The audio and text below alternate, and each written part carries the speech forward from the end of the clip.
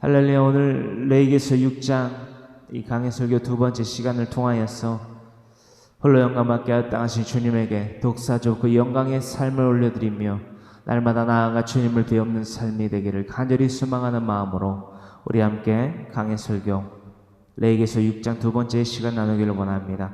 지난 시간은요 레위기서 6장 1절로부터 13절의 말씀까지를 통하여서 고의로 범하는 죄, 그리고 고의로 범하는 그 죄가 단지 절도뿐만이 아닌 또한 그 제사에 드려지는 그 규례 가운데에 드려져야 되는 그 물질들이 누군가에게 은닉당하고 탐닉당하고 그것을 주셨음에도 그것을 주인에게 찾아다 주지 않거나 또한 고의로서 그것들을 절도하는 행각들에 대하여서 우리는 레위기서 6장 1절로부터 13절에 대하여서 알아보면서 우상 숭배의 죄에까지 그것이 확대된다라는 것들을 통해서 우리가 나눠보았다라는 거예요. 여러분, 하나님이 주어주신 이 땅 가운데의 카이로스 시간이 말입니다. 하루를 24시간의 주기로서 오늘날 현대 문명에서는 직정하여서 사용하는데 해가 뜨고 해가 지고 또한 달이 뜨고 달이 지고 해가 지는 그런 주기를 나타내는 시간을 우리가 생성하지 않았어요. 그렇죠? 이것을 어떤 말씀을 드리기 위해서 하느냐? 하나님이 만들어서 우리에게 더해 주신 시간은요, 로마서 12장 1절로부터 2절에 기록되고 있는 말씀처럼 1년 365일이 하나님께 드려지는 독사조의 삶, 예배의 삶이 되길 원하시는 하나님의 뜻과 섭리와 바램과 명령이라는 것입니다. 우리가 그 시간을 가지고 임의로 내 자신을 치장하는 데에만, 혹은 내 남편을, 내 아내를, 내 아들을, 내 딸을, 내 손주를, 소녀를, 며느리를, 사위를, 손주를, 소녀를, 친지와 이웃을 섬기는 데에, 더불어 나아가 그들을 하나님보다 더욱더 사랑함으로 말미암아 우상 숭배의 삶을 살아가면 안 된다라는 것을 레위기서 6장 1절로부터 13절의 말씀을 통해서 알아보았다는 거예요. 할렐루야. 그 말씀에 대하여서 마태복음 10장 34절로부터 39절, 그 가운데에 37절, 아버지나 어머니를 나보다 더 사랑하는 자는 내게 합당하지 아니하고 아들이나 딸을 나보다 더 사랑하는 자도 내게 합당하지 아니하며 또 자기 십자가를 지고 나를 따르지 않는 자도 내게 합당하지 아니하니라. 39절, 자기 목숨을 얻는 자는 잃을 것이요 나를 위하여 자기 목숨을 잃는 자는 얻으리라. 신명기서 13장의 말씀을 여러분들 꼭 읽으라고 말씀드렸어요. 여러분들 이 말씀을 귀담아 들으셔서 이행하셨는지 안 하셨는지 저는 모릅니다. 모르지만 하나님은 아시고 여러분들은 아시기 때문에 그것을 제가 신명기서 13장의 말씀을 미리 꼭 읽고 묵상하고 반드시 삶 가운데 실천하라. 그것만이 우리가 하나님과 사귐을 누리는 유일한 원동력이다라고 말씀을 드렸는데, 어떻게 여러분들 새겨 들으시고 또한 어떻게 새겨 들으셨길래 읽지 않으시고 혹은 읽으시고 묵상하시고 혹은 묵상하지 않으셨는지 모르겠습니다. 어쨌든 저는 진리를 계속해서 전하겠습니다. 레위기서 6장 14절로부터 기록되고 있는 말씀이에요. 우리 18절까지 함께 있는데, 레위기서 6장 14절로부터 18절의 말씀은요 각 제사에 대한 규례가 기록되어 있습니다. 그리고 14절로부터는 소제에 대한 기록이 나타나 있습니다. 소제에 대한 기록 우리가 함께 나눠볼 텐데요,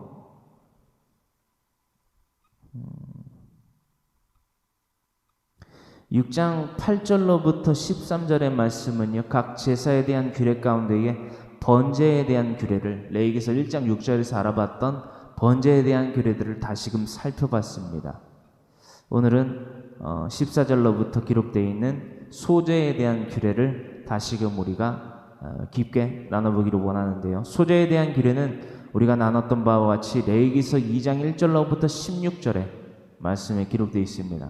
그리고 14절로부터 레위기서 6장 14절로부터 23절에까지 기록되고 있는 것이 바로 소재에 대한 규례입니다.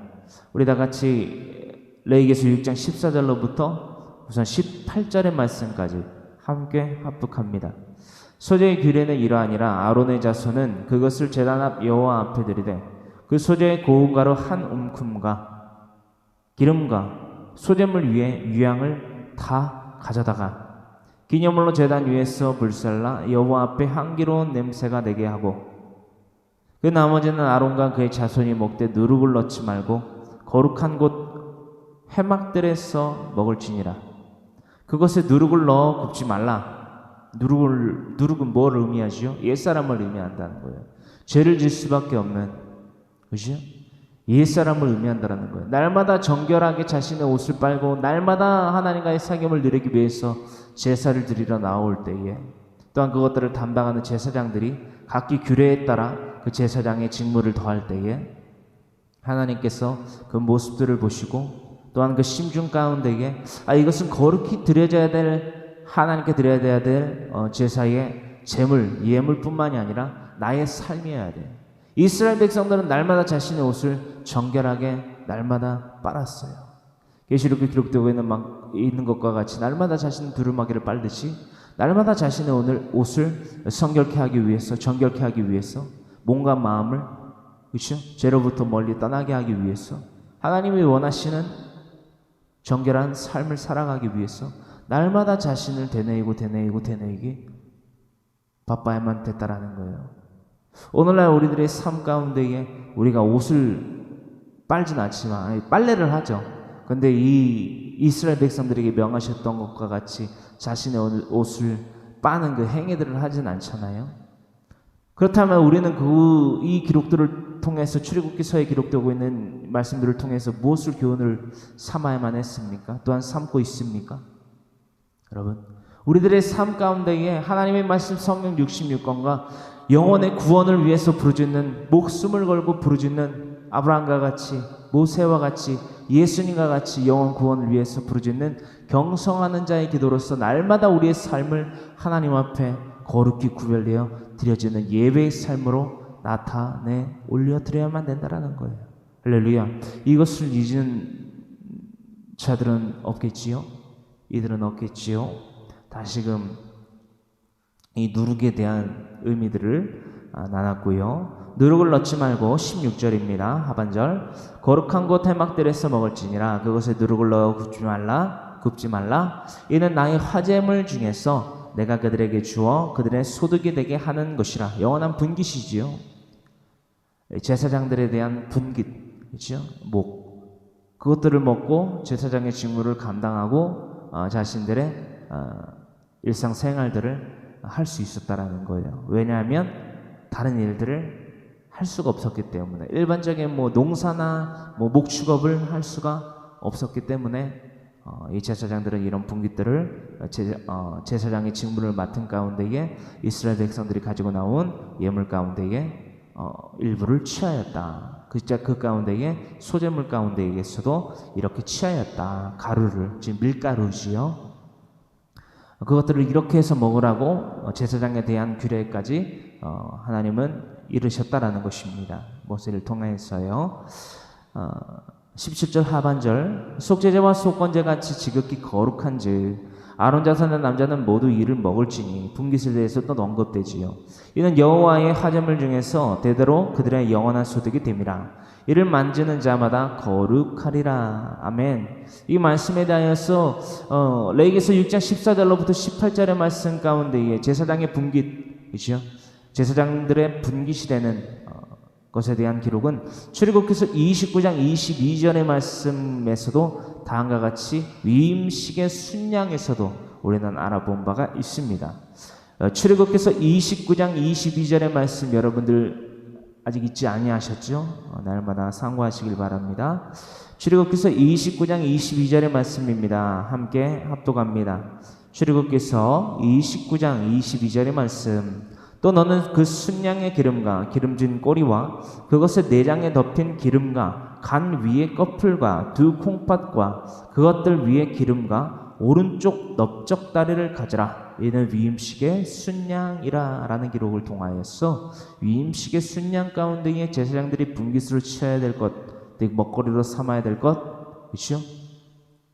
거제를 통하여서 자신들의 소유로 삼게 될 것, 분깃으로 삼아야 될 것에 대한 기록을 나타내고 있습니다. 레위기서 6장 19절로부터 23절의 말씀, 계속되는 소재에 대한 규례에 대하여 우리는 나눠보기를 원합니다. 레위기서 6장 19절로부터 23절의 말씀입니다. 함께 합독합니다.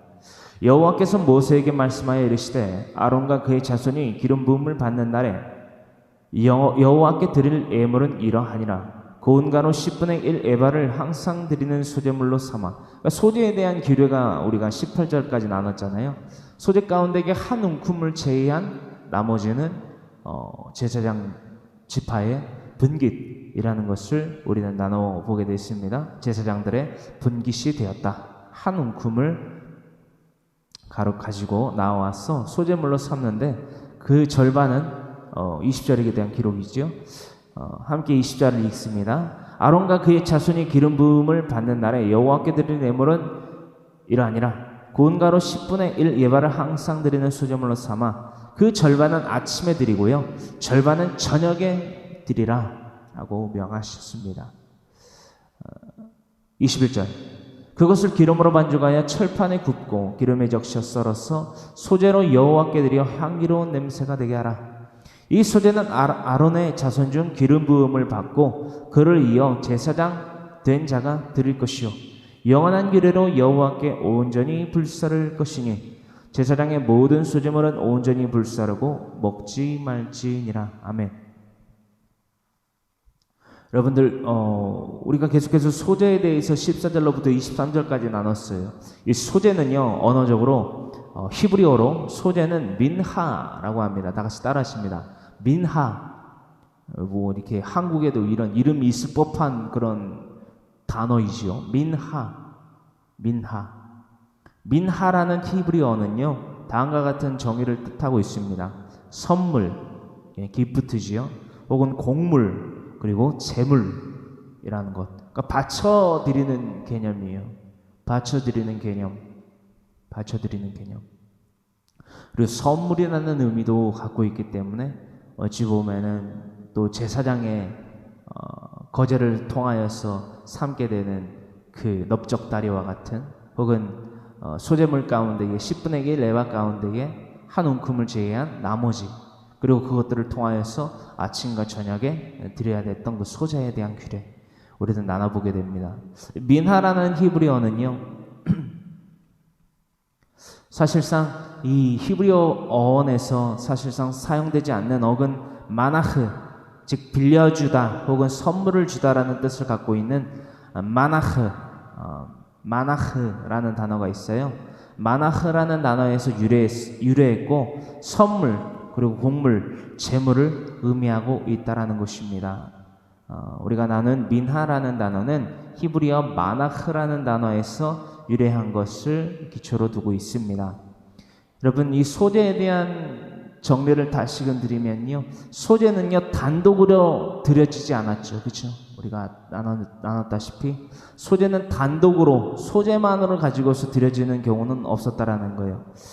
피해 제사, 그리고 번제, 그렇죠? 번제, 피해 제사, 번제, 그리고 화목제, 속건제 등과 겸하여 드려진 제사가 바로 소제라는 것입니다. 소제는 피해 제사인 번제, 그리고 화목제, 속건제 등과 겸하여 드려진 제사다라는 것을 필기하여 두시길 바랍니다. 소제는 피해 제사인 번제와 화목제와 속건제 등과 겸하여 드려진 제사다. 소제는 어떤 것을 의미한다라고 했지요? 예수 그리스도께서 베푸신 희생, 섬김, 봉사, 그 가운데 희생의 속성보다는 봉사나 섬김의 속성이 너무나도 강하다라는 거예요. 이 소재의 의미를 두고 있는 봉사와 헌신의 개념과 더불어서 나아가서 번제까지 이루고 더불어 나아가서 번제를 통하여서 모든 것을 들어 올림으로 말미암아 하나님과의 화목을 누리는 화목제까지 이르는 이 제사에 대한 규례가 예표하는 것이 바로 누구의 삶이다? 예수 그리스도의 삶이다. 순종의 삶이다. 십자가에 대하여 죽기까지 복종하신 복종의 삶이다. 믿음의 삶이다. 라는 것을 우리는 날마다 이 제사에 대한 규례, 더불어 나아가서 레위기에서는 소제와 번제와 화목제와 속건제 등을 통하여서 계속 나누고 있다라는 것입니다. 소제는요, 아침과 저녁에 드려집니다. 여러분 잘 생각해 보시길 바래요. 제가 이 말씀을 준비하면서 왜 아침과 저녁에 드려야 됐을까? 위임식 순양 또한 아침에 한 마리, 저녁에 한 마리 드리죠, 여러분. 그렇죠? 전제를 통하여서 그 제단을 깨끗하게 하면서 아침에 한 마리, 위임식의 순양, 아침에 한 마리, 저녁에 한 마리, 그렇죠? 속죄제는 가장 먼저 소로 드리고, 그렇죠? 기억하시죠? 그 규례가 왜 이행되어야만 됐을까? 무엇을 의미하는 것이었을까? 여러분 보세요. 이 소제가 드려질 때에 아침과 저녁으로 드리라고 말씀하셨어요. 아침에 이 소제를 드리기 위해서 그 전날, 그렇죠? 혹은 1년 전부터 준비해왔던 그 예배자의 마음을 여러분들 묵상하시길 바랍니다. 더불어 나아가서 아침에 드렸던 소제로서 하루의 제사를 그치지 않고 저녁에 또 소제를 드리기 위해서 그 사람이 어떻게 하나님 앞에 드려졌을까? 뭐가요? 그 사람의 삶이요. 여러분, 우리의 삶은 과연 이 소제와 같은 삶으로서 헌신과 봉사와 섬김에 더불어 나아가서 번제와 화목제와 속죄제에 대한 속건제에 대한 이 규례들을 중심으로서 하나님 앞에 드려지고 있는가? 여러분, 그렇게 드려지고 있습니까? 우리의 삶이 하나님이 기뻐 받으실 만한, 하나님이 선하다 일컬어 인쳐주실 만한 이 내 사랑하는 자여 기뻐하는 자니라 너의 삶은 내게 그러하다 라고 그 인침을 더하여 주실 수 있는 만큼 우리가 날마다 이 소제의 삶을, 이 번제의 삶을, 이 화목제의 삶을, 속건제의 삶을 살아가고 있느냐라는 거예요. 우리가 이렇게 기도합니다. 날마다 알고 지은 죄 모르고 지은 죄 주님 사하여 주시옵소서. 깨닫게 하여 주시옵소서. 그 죄를 뉘우치려고 고칠 개를 통하여서 회개의 삶을 살아가게 하여 주시옵소서라고 날마다 기도드려야 된다는 거예요. 다 같이 이 기도를 따라 하십니다. 하나님 아버지, 어제나 오늘이나 영원토록 나와 동행하여 주신 주님을 기뻐합니다. 사랑합니다. 인정합니다. 환영합니다. 모셔드립니다. 내 삶 가운데 찾아오셔서 나를 다스리시고 통치하시고 이끌어 주시옵소서. 하나님 아버지, 내가 내 삶 가운데에 알고 지은 죄 혹은 모르고 지은 죄 날마다 잊지 아니하게 하여 주시고 발견하게 하시고 날마다 나의 삶 가운데에서 이 소제를 통한, 번제를 통한, 화목제를 통한, 속건제를 통한 주님 그 죄를 사함받는 뉘우칠 회와 고칠 개의 삶, 그 회개의 삶을 살아가게 하여 주시옵소서. 이 모든 말씀 거룩하신 우리 주 예수 그리스도를 받들어 아버지와 아들과 성령의 이름으로 감사하며 기도합니다. 아멘. 이 기도가 뭐냐면요, 여러분, 날마다 우리의 삶을, 날마다 우리가 입고 있는 옷을 이스라엘 백성들에게 하나님이 명령하신 것처럼 날마다 정결하게 빠는 거예요. 날마다 우리의 두루마기를 정결히 빨아야 되는 것처럼 날마다 우리의 의복을 깨끗이 정결히 그 물두멍에 씻듯이 씻어야만 된다라는 거예요. 그러나 우리의 삶은 어떠한지 되돌아보게 됩니다. 우리가 알고 지은 죄 또한 모르고 짓는 죄뿐만이 아니라 알고 짓는 죄 또한 아직까지도 뉘우칠 해와 고칠 개의 삶을 통하여서 살아가고 있지 않는 자들이 있어요. 또한 그들과 함께 더불어 화목을 누리려고 하는 자들이 있습니다. 날마다 나누게 돼요. 그 삶이 과연 누구를 위한 삶이며 누구를 섬기는 삶인지, 누구를 숭배하는 삶인지 알게 됩니다. 내 남편을, 내 아내를, 내 아들을, 내 딸을, 내 손주를, 손녀를, 며느리를, 사위를, 친지를, 이웃을, 형제를. 날마다 이 멘트를 여러분들에게 하는데 여러분들은 귀담아 듣지 않는 것 같아요.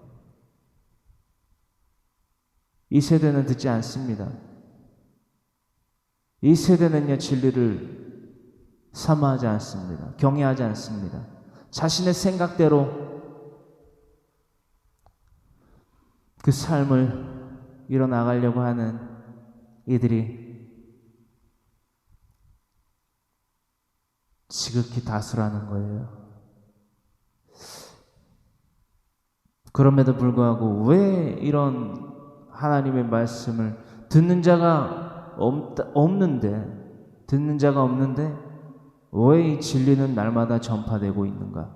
그것이 내가 목숨을 걸고 행해야 될 순종의 삶, 믿음의 삶, 복종의 삶이기 때문에, 그것이 나의 사명이기 때문에 오늘도 이 하루를 살아갑니다. 이 믿음의 고백이요, 이 믿음의 실천이요, 저에게만 그쳐서는 안 돼요. 바로 여러분들의 개인과 여러분들의 남편과 아내와 아들과 딸과 며느리와 사위와 손주와 손녀와 친지와 이웃들 모든 형제들에 이르러서까지 이와 같은 삶을 반드시 살아야만 합니다. 하나님의 말씀 성령 66권을 날마다 내 개인과 내 부부와 내 자녀와 친지와 이웃들에게 강론하여 가르쳤어 하나님의 말씀으로 잘 다스려야만 하는 것, 더불어 나아가서 그들의 영혼의 구원을 위해서 나뿐만이 아닌 내가 사랑한다라고 말하는 모든 이들, 이 땅 가운데 발을 딛고 살아가는 모든 이들의 영혼의 구원을 위해서 날마다 부르짖는 경성하는 자의 기도를 드려야만 된다는 거예요. 이 두 가지 전제 조건이 우리의 삶 가운데에 내재되어 있지 않다면, 실질적으로 살아가고 있지 않다면 감히 이 말을 하나님 앞에 내던질 수 없다라는 거예요. 내가 하나님을 믿습니다. 내가 믿음이 있는 자입니다. 믿음은요, 행하는 것이에요. 행치 않는 믿음이 얼마나 헛된 것인지 우리는 야고보서 2장을 말씀을 통해서 나눠본 바가 있기 때문입니다. 할렐루야. 소제는 아침과 저녁으로 드려진다. 여러분, 아침과 저녁의 그 틈새 가운데의 그 시간들을 한번 생각해 보시길 원해요. 아침에 소제를 드렸다고 해서 그날의 소제가 끝난 것이 아니에요. 저녁에 드려야 돼요. 우리가 잔치집의 풍경을 한번 살펴보길 원합니다. 이를테면 결혼식이에요. 결혼식. 이 결혼식인데 하객이 너무 많아요. 하객이 너무 많아서 1부와 2부를 나눠요. 그래서 1부 결혼식이 끝나고 신부와 신랑이 했던 그 메이크업이나 어떤 머리 치장이나 드라이, 그렇죠? 어떤 옷 매무새와 같은 것들을 해제해 버릴 수 있나요? 혹은 흐트러 버릴 수 있나요? 머리를 감을 수 있나요? 세수를 할 수 있나요? 물론 할 수는 있죠. 하지만 1부의 결혼식과 2부의 결혼식 그 틈 사이기의 시간이 어떻게 진행이 될까요? 어떻게 나타날까요? 어떻게 그 1부와 2부 사이의 그 시간을 활용할까요? 여러분, 곰곰이 생각해 보시기 바랍니다. 우리가 이 시대에 꼭 필요한 교회 공동체, 필요한 교회도요, 1부 주일 예배가 있고 2부 주일 예배가 있어요. 그리고 화요일부터 금요일, 그리고 토요일을 제외한 주일, 월요일과 토요일을 제외한 주 5일을 강해 설교를 나눕니다. 이 시간들 가운데 이 월요일과 토요일이, 그렇죠? 어찌 보면은 육체적으로 조금은 쉴 수 있는 시간이라 할 수 있는데요. 이 시간 동안 저는 무엇을 할까요? 월요일에 쉴 때는 화요일 날 드려질 이 강해 설교, 이 예배의 시간을 준비합니다. 그렇죠? 토요일엔 뭘 할까요? 주일날 드려질 예배를 준비합니다. 이 준비 기간이라는 거예요. 그러니까는 제가 샤밧, 그 안식일에도 이스라엘의 개념에서 보더라도 샤밧, 이게 안식일에 대한 개념에서도 소안식일이 있다라고 말씀을 드렸어요. 그러니까는 샤밧이 드려지기 이전에 시간이, 준비 시간이 있고, 그 샤밧이 지나고 난 이후에 또 소안식일이 있다라는 거예요. 마무리를 하는. 이것들과 같은 시간이 바로 이 소재에 대한 규례 가운데에, 이 민하라는 것 가운데에 드려지는 소재의 삶에 대한 규례였다라는 것을 우리는 상기하여 살펴보게 되는 오늘입니다. 이것은 소재는요, 아침과 저녁으로 드려집니다. 왜 아침과 저녁에 드려지게 하셨는가? 라는 것을 묵상해 봤을 때에, 소재는 우리의 삶이 되어야만 되는구나. 우리의 삶의 기본 양식이 되어야 되는구나. 기본 양식, 베이스라인. 하루에 24시간이 주어져요. 그 시간 가운데에 무엇을 먹고 마시고 입는 시간보다, 나를 시장하는 시간보다 하나님의 말씀을 내 입술에 더하고 내 심령 가운데에 새기고 내 삶 가운데에 실천하기 위해서 그 양식들을, 하늘 양식을, 신령한 그 하늘 양식을 내 심령 가운데에 채우고,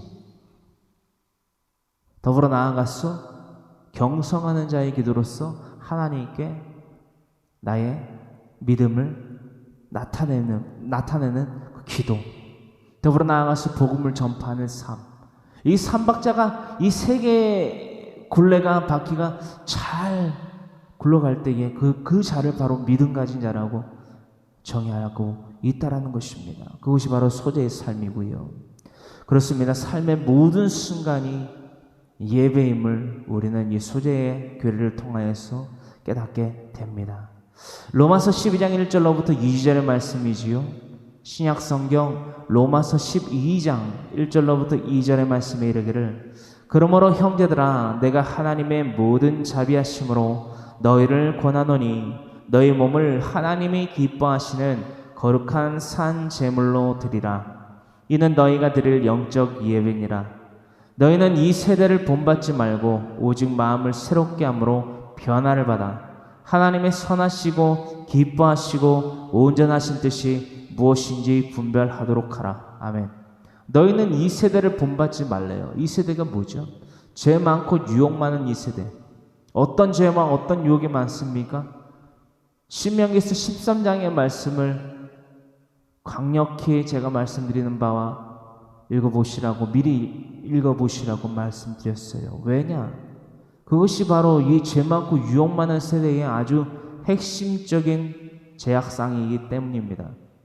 이 세대는요, 우리가 본받지 말아야만 합니다. 이 세대가 어떠합니까?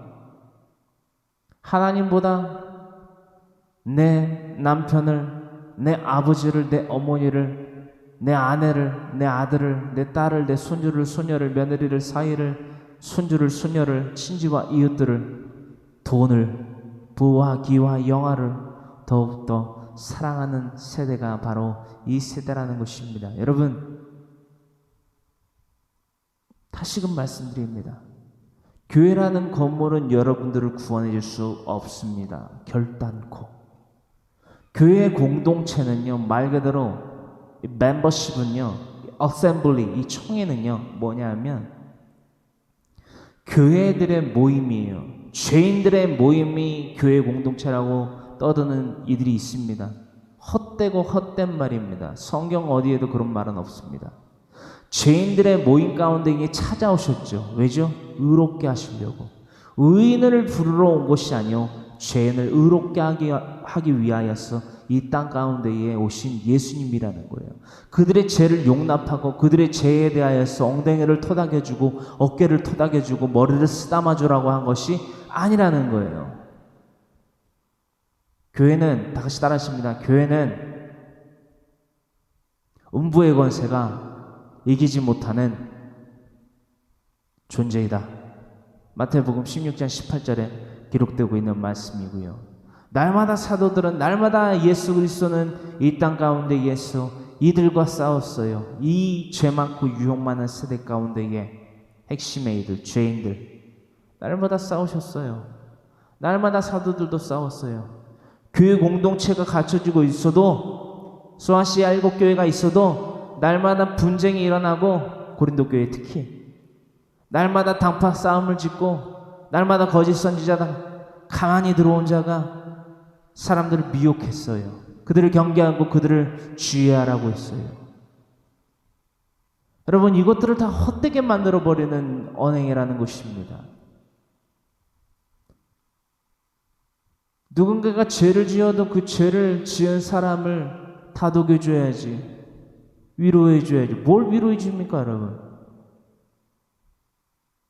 속건제에 대한, 속죄제에 대한 규례가 우리 지금 나누고 있습니다, 여러분. 죄를 지었을 때에 그것을 무지함 가운데에 레위기서 5장에 기록되고 있는 말씀처럼 부지 중에 죄를 범할 때에 그것을 깨닫게 해 주어야 된다라고 했습니다. 에스겔서 3장의 말씀 또한 그러하고요.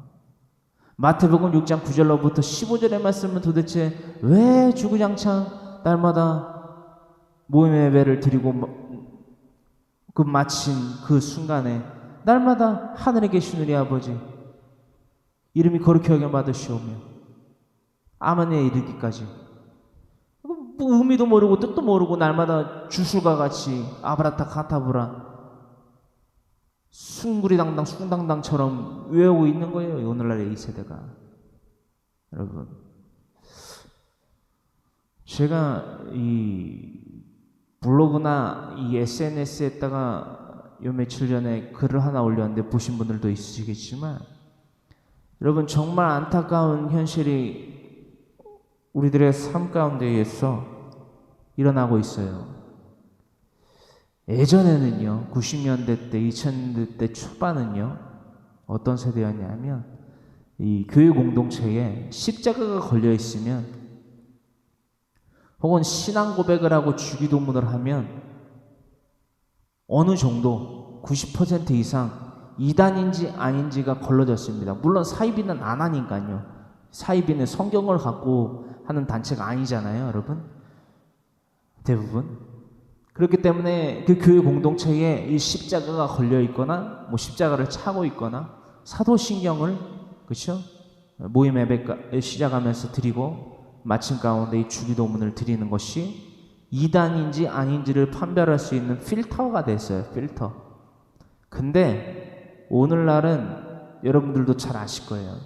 정강훈 사태라고 하겠습니다. 정강훈 씨 사태를 보면서 우리는 깨닫게 됩니다.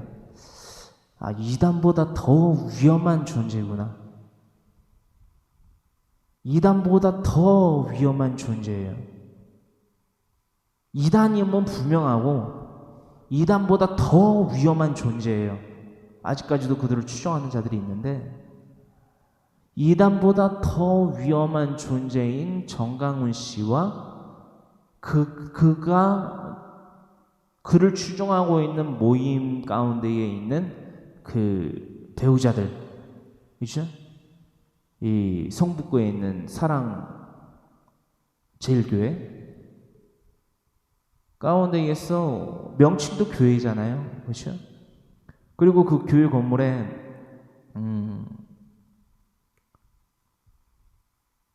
십자가가 세워져 있어요. 그리고 그 예배당이라고 부르는, 그들이 부르는 그곳에는 십자가가 분명히 걸려져 있습니다. 그들의 손에는 성경책, 성경 66권이 들려져 있어요. 잡혀 있어요. 허나 읽지 않죠. 그리고 읽어도 그 말씀이 무슨 말인지 깨달을 수가 없죠. 왜죠? 욕심으로 말미암아 멸망으로 치닫는 데에 빠른 발을 삼고 있는 그들은 하나님의 말씀을 읽어도 도통 그것이 무엇을 의미하고 교훈하고 책망과 바르게 함과 하나님의 의로 교육되어야 되는지 아는 것조차 힘듭니다. 불가하다라는 말은 제가 차마 하지 않겠습니다. 성령님의 역사가 있을 수 있으니까. 허나요, 그들의 손에 성경책이 들려있고 그들이 모이는 장소에 십자가가 걸려있고 세워져 있어도 그들은 그 십자가의 의미를 모릅니다. 그들은 그 선에 들려있는 성경에 있는 말씀의 뜻을 모르기 때문에 하나님의 말씀대로 살아가지 못합니다. 정말 듣기에도 힘들고 거북한 말을 했죠. 하나님 까불면 나한테 죽어. 과연 정강훈 씨가 한글을 못 배워서 그런 말을 뜻을 모르고 했을까요? 여러분, 여러분들이 이성적으로 판단해야만 하는 부분입니다. 세상에 속하여 있는, 즉 예수님을 믿지 않는 자들도 정강훈 씨의 언어의 채택과 사용과 행함을 보고 이야기합니다. 하나님을 죽여? 신이야? 라고 이야기를 합니다. 근데 우리들의 이 삶 가운데에서 아직도 이 정강훈 씨를 추종하는 자들이 있어요. 요즘 날에도 제 SNS에 누가 와서 데이비드 차라는 이단 무리 종말론자에 대한 게시글에다가 댓글을 달길래 이단이 아니래요, 데이비드 차가. 그래서 제가 게시한 그 글을 다시 읽어보시고 그것에 대한 반증을 하셔라. 무조건 아니라고만 하지 마시고 왜 아닌지 성경을 통해서 반증을 해라. 제가 성경을 통해서 이곳에 제시를 해놨으니 사람들의 분별력을 가져다 주기 위해서 하나님의 말씀을 축약해서, 그렇죠?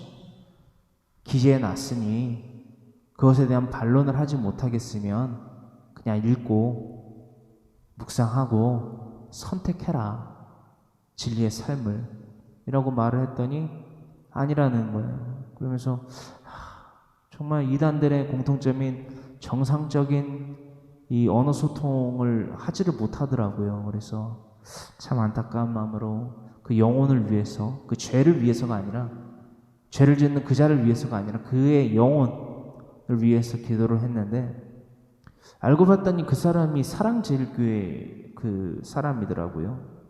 그들이 자칭 일컫는 바 신도, 성도라고 하는 사람이더라고요. 그래서 참 안타까웠어요. 참 안타까웠어요.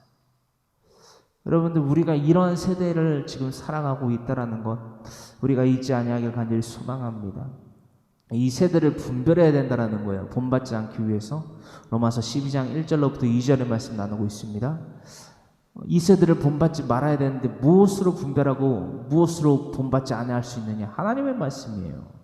추상적으로 주먹구구식으로 성경의 말씀을 들으면요, 수박의 겉껍질을 핥는 것과 같은 행위로는요 이 세대를 결코 분별할 수 없습니다.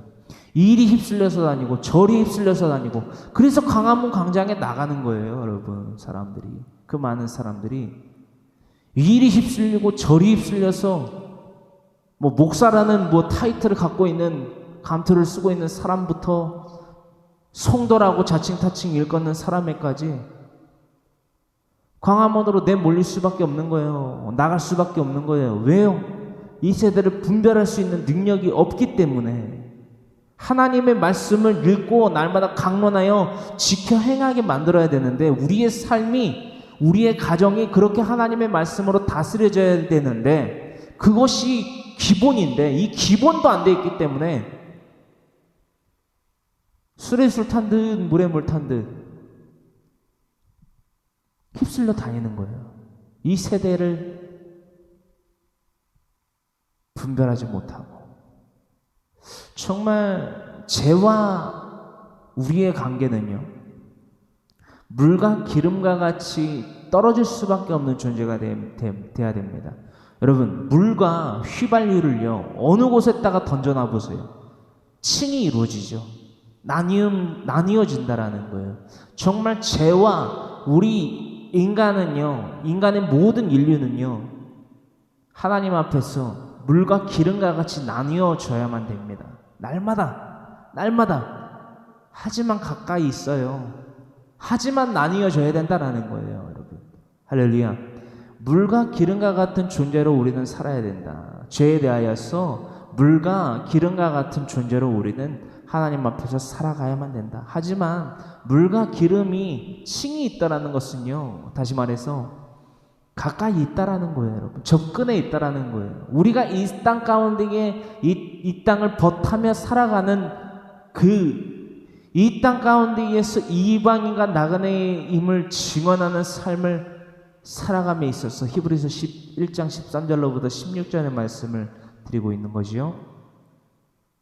이 물과 기름과 같은 삶을 날마다 살아야 된다. 이것이 바로 소재의 삶에 대한, 번제에 대한, 화목제에 대한, 속죄제에 대한 규례이다. 속건제에 대한 규례이다 라는 것을 우리 나눠보게 됩니다. 나아가서요, 구약의 소재, 즉 예수 그리스도의 나심과 삶과 그리고 죽음과 영광을 예표하는 이 소재, 또한 번제, 화목제, 그렇죠? 속건제, 이것에 대한 개념들을 우리가 나눠보면서 예수 그리스도는 하나님이십니다, 여러분. 이것을 우리가 잊지 말아야만 돼요. 이 땅 가운데 내려오셔서 소제와 화목제와 번제와 속건제의 삶을 살아가신 예수님, 여러분, 죄가 없으시나 우리에게 보여주신 그 삶들을 보여주신 예수님, 누가? 하나님이세요. 빌립보서 2장 5절로부터 12절의 말씀 참고하시면서 예수 그리스도는 하나님이십니다. 그러나 우리를 위해 이 땅 가운데에 오셨다라는 거예요. 레위기서 6장 20절로부터 21절의 말씀을 참고합시다. 늘 우리를 위해 희생, 봉사, 수고하신 예수 그리스도를 묵상하며 날마다 그분을 닮아가기를 간절히 소망합니다. 레위기서 6장 20절로부터 28절의 말씀입니다. 함께 합독합니다. 아론과 그의 자손이 기름 부음을 받는 날에 여호와께 드릴 예물을 이러하니라. 고운 가루 10분의 1 예발을 항상 드리는 소제물로 삼아 그 절반은 아침에 절반은 저녁에 드리되 그것을 기름으로 반죽하여 철판에 굽고 기름에 적셔 썰어서 소제로 여호와께 드려 향기로운 냄새가 되게 하라 라는 말씀, 우리가 날마다 예수 그리스도께서 걸어가신 그 길, 그 삶, 희생과 봉사와 하나님께 영광을 돌리는 그 삶, 우리가 날마다 본받아 살아가기를 간절히 소망합니다. 레위기서 6장 24절로부터 28절의 말씀입니다. 이것은 속죄제에 대한 규례입니다. 속죄제는요, 여러분, 우리가 나눴던 레위기서 4장 1절로부터 5절의 말씀에서 먼저 언급됐습니다. 더불어 나아가서 16장 24절로부터 30절의 말씀에까지, 레위기서 16장 24절로부터 30절의 말씀에서 각 제사에 대한 규례 가운데에 속죄제에 대한 규례가 기록되어 있습니다. 24절로부터 28절의 말씀 함께 합독합니다. 여호와께서 모세에게 말씀하여 이르시되 아론과 그의 아들들에게 말하여 이르라. 속죄제의 규례는 이러하니라. 속죄제 제물은 지극히 거룩하니 여호와 앞 번제물을 잡는 곳에서 그 속죄제 제물을 잡을 것이요, 죄를 위하여 제사 드리는 제사장이 그것을 먹되 곧 회막들 거룩한 곳에서 먹을 것이며 그 고기에 접촉하는 모든 자는 거룩할 것이며 그 피가 어떤 옷에든지 묻었으면 묻은 그것을 거룩한 곳에서 빨 것이요, 그 고기를 토기에 삶았으면 그 그릇을 깨뜨릴 것이요, 유기에 삶았으면 그 그릇을 닦고 물에 씻을 것이며. 아멘. 우리가 20절로부터 28절까지의 말씀을 다 읽어보았을 때에 20절로부터 27절의 말씀은 우리가 나눠본 말씀이기 때문에 이해가 잘 됩니다. 근데 제가 이 강해 설교를 준비하면서 28절의 말씀 가운데에서 이 28절의 토기와 유기에 대한 기록이 나와 있어요. 사실상 이 토기와 유기에 대한 비교와 정의와 예표는 사실 어떤 이 해설이 제대로 되어 있지 않은 부분이에요. 그래서 여러분들에게 이것을 어떻게 말씀을 드려야지 여러분들이 이해가 되고 이 강해 설교를 나눔 가운데에서 삶 가운데에 이 토기와 유기에 대한 비교를 하면서 살아가실 수 있을까? 이것은 비교이거든요. 비교. 우리 분별이에요. 거룩을 나타내는 것입니다. 토기는 깨져요, 결국. 유기는 씻어야 돼요. 그러니까 재사용하는 거예요. 이 비유가 과연 이 규례 가운데에 제사에 대한 규례 가운데에 속죄제에 대한 규례 가운데에 토기는 왜 기록되어 있고 유기는 왜 기록되어 있는가 궁금했습니다. 그래서 이것을 히브리어 원어에 대한 기록 가운데에서 이것들을 좀 출처를 좀 파헤쳐 봤어요. 여러분 먼저 토기에 대한 것은요. 우선 1차적으로 간략히 말씀드리길 원합니다. 히브리어로 토기는요. 헤레스라고 합니다. 헤레스. 따라하십니다. 헤레스. 토기는 히브리어로 헤레스라고 기록하고 있습니다. 헤레스는요. 토기, 질그릇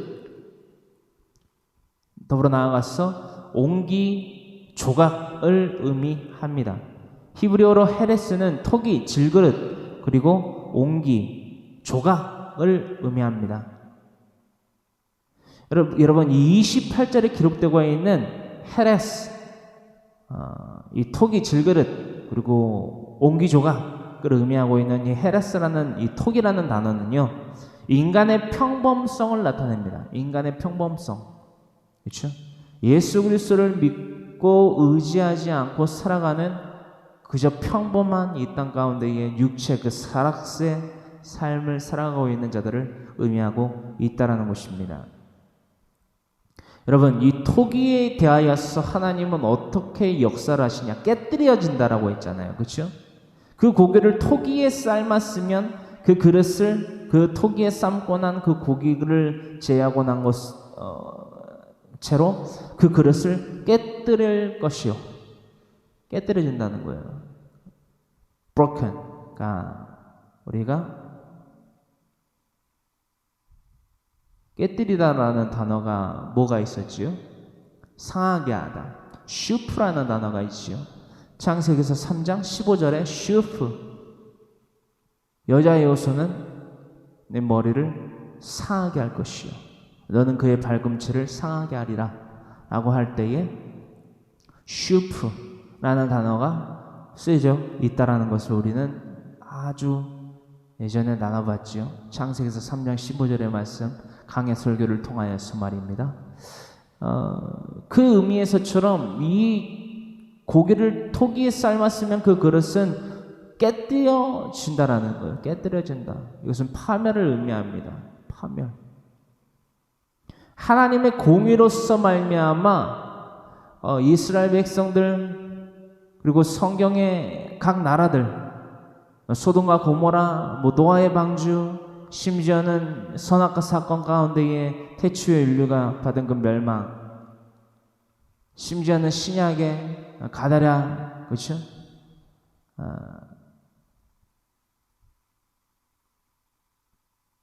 지방이 멸망당한 의인이 한 명도 없음으로써 돼지 우리 때 그 사건 가운데에 사건이 일어났던 그 가다랴 지방 이 멸망했던 것처럼 하나님의 공의로서 말미암아 성경의 역사는 또한 우리들의 삶은 날마다 다스려주고 있습니다. 이사야서 45장 9절의 말씀을 우리가 함께 살펴보기를 원해요. 구약성경 이사야서 45장 9절의 말씀입니다. 이것은 하나님의 공의를 이행함 가운데에서 하나님께서 자신의 공의를 이행함 가운데에서 하나님이 자신의 도구로 사용하신 고레스, 그렇죠? 고레스에 대한 기록입니다. 이사야서 45장 9절의 말씀 다 같이 함께 합독합니다. 질그릇 조각 중 한 조각 같은 자가 자기를 지으신 이와 더불어 다툴진대. 그러니까는 헤레스라는 단어가 토기, 질그릇, 더불어 나아가서 옹기 혹은 옹기 조각을 의미한다라고 말씀드렸잖아요. 이사야서 45장 9절에 이렇게 기록이 되어 있다라는 거예요. 그러니까 질그릇, 그 가운데 헤레스 가운데 질그릇 혹은 옹기, 더불어 나아가서 옹기의 조각이라고 기록이 되어 있는데 영어에 이 이사야서 45장 9절에 이렇게 기록이 되어 있다는 말이죠. 이것은 분명히 하나님의 공의와 하나님의 공의에 나타내신가 그 하나님의 공의에 나타나신 가운데에 사용하신 도구들, 그리고 그 도구들로 말미암아 흩어지고 진멸받은 이들. 출애굽기 32장에 기록되고 있는 말씀처럼 레위 자손 폭력의 도구 또한 옳지 않잖아요. 이제 폭력의 도구는 옳지 않은 거잖아요. 구약이나 신약이나. 쟁점은 다르지만. 그런데 이 출애굽기 32장에 무슨 사건이죠? 금송아지 사건. 금송아지 사건 가운데에서 모세를 통해서 하나님은 금송아지 사건을 일으키신 그 주역들을 약 3,000명가량을 레위 자손 그 폭력의 도구인 레위 자손의 그 칼들을 통하여서 도륙하게 하십니다. 그렇죠? 이것처럼 이 이사야서 45장 9절에는 이 고레스라는 하나님의 공의의 심판의 도구를 이렇게 기록하고 있다라는 거예요. 이사야 선지자를 통하여서 질그릇 조각 중 한 조각 같은 자가 자기를 지으신 이와 더불어 다툴진대 화했을진저 진흙이 토기장애에게 너는 무엇을 만드느냐 또는 네가 만든 것이 그는 손이 없다 말할 수 있겠느냐. 여러분 우리들의 삶 가운데 의해서요 이 이사야서 45장 9절은 아주 중요한 속성을 나타내고 있습니다. 질그릇 가운데의 한 조각과 같은 우리가 감히 하나님의 공의의 심판에 대하여서 왈가왈부한다라는 거예요. 뭐가 사랑이 있네 없네, 왜 사람의 원수가 자기 집안 식구냐. 우리는 어제 나눠봤고요. 자기 집안의 식구가 원수인 이유가 뭐예요, 여러분?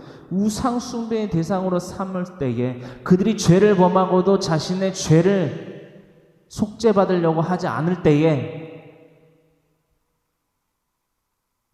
그럼에도 불구하고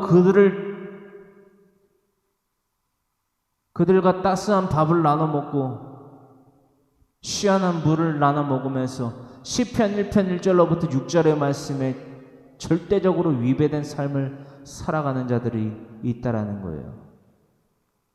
저 좀 보세요, 여러분. 그런 자들이 있다라는 거예요. 지금 이 시간. 그러면서 괴로워해요. 내 남편이, 내 아내가, 내 자녀들이 저렇게 살면 안 되는데. 그거는 여러분들 느끼세요, 혹시? 발은 동동 굴러지시냐라는 거예요, 여러분. 그것조차 없다면 여러분들 어떡합니까, 여러분? 상황의 심각성을 여러분들이 인지조차 못하는 자들이 있어요.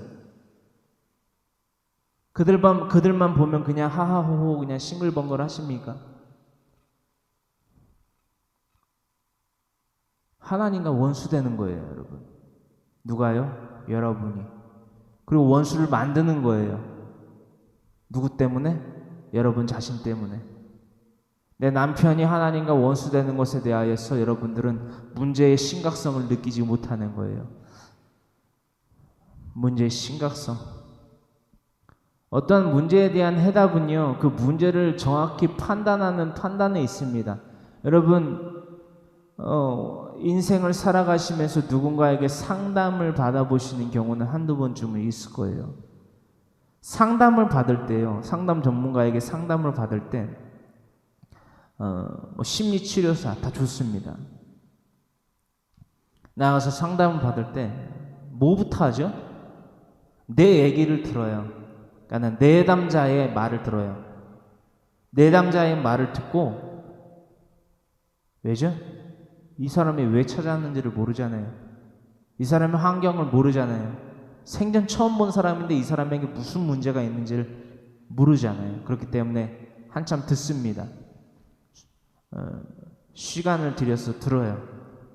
이 심리 전문가라고 그래서 막 얘기를 듣지도 않고도 막 알고 막 이게 아니 표정만 보고도 막 알고 이런 게 아니라 내가 이 상담사한테 왜 내담을 신청했는지 내담자가 말을 하는 거죠.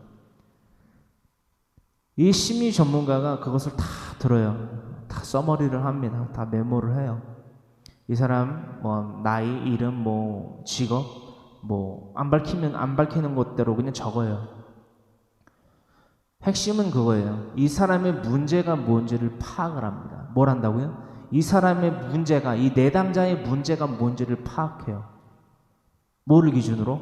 일반적인 삶, 건전한 삶, 건강한 삶을 살아가는 사람의 기준에서 봤을 때 이 사람에게 문제가 뭐다? 그러니까 차이점이거든요. 차이점.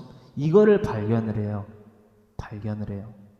그래서 그것들을 오랜 시간과 과정을 거쳐서 이 사람한테 물밀듯이 적용을 시켜줘요. 이게 심리 상담의 기초거든요.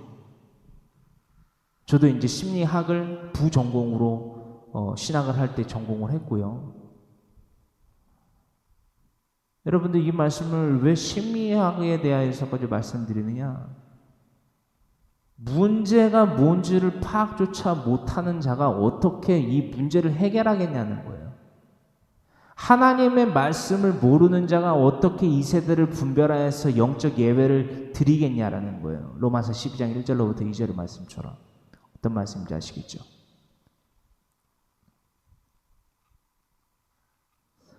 이 이사야서 45장 9절의 말씀 한번 여러분들이 나에게 적용되어야 되는 말씀이기 때문에 제가 나눴는데요.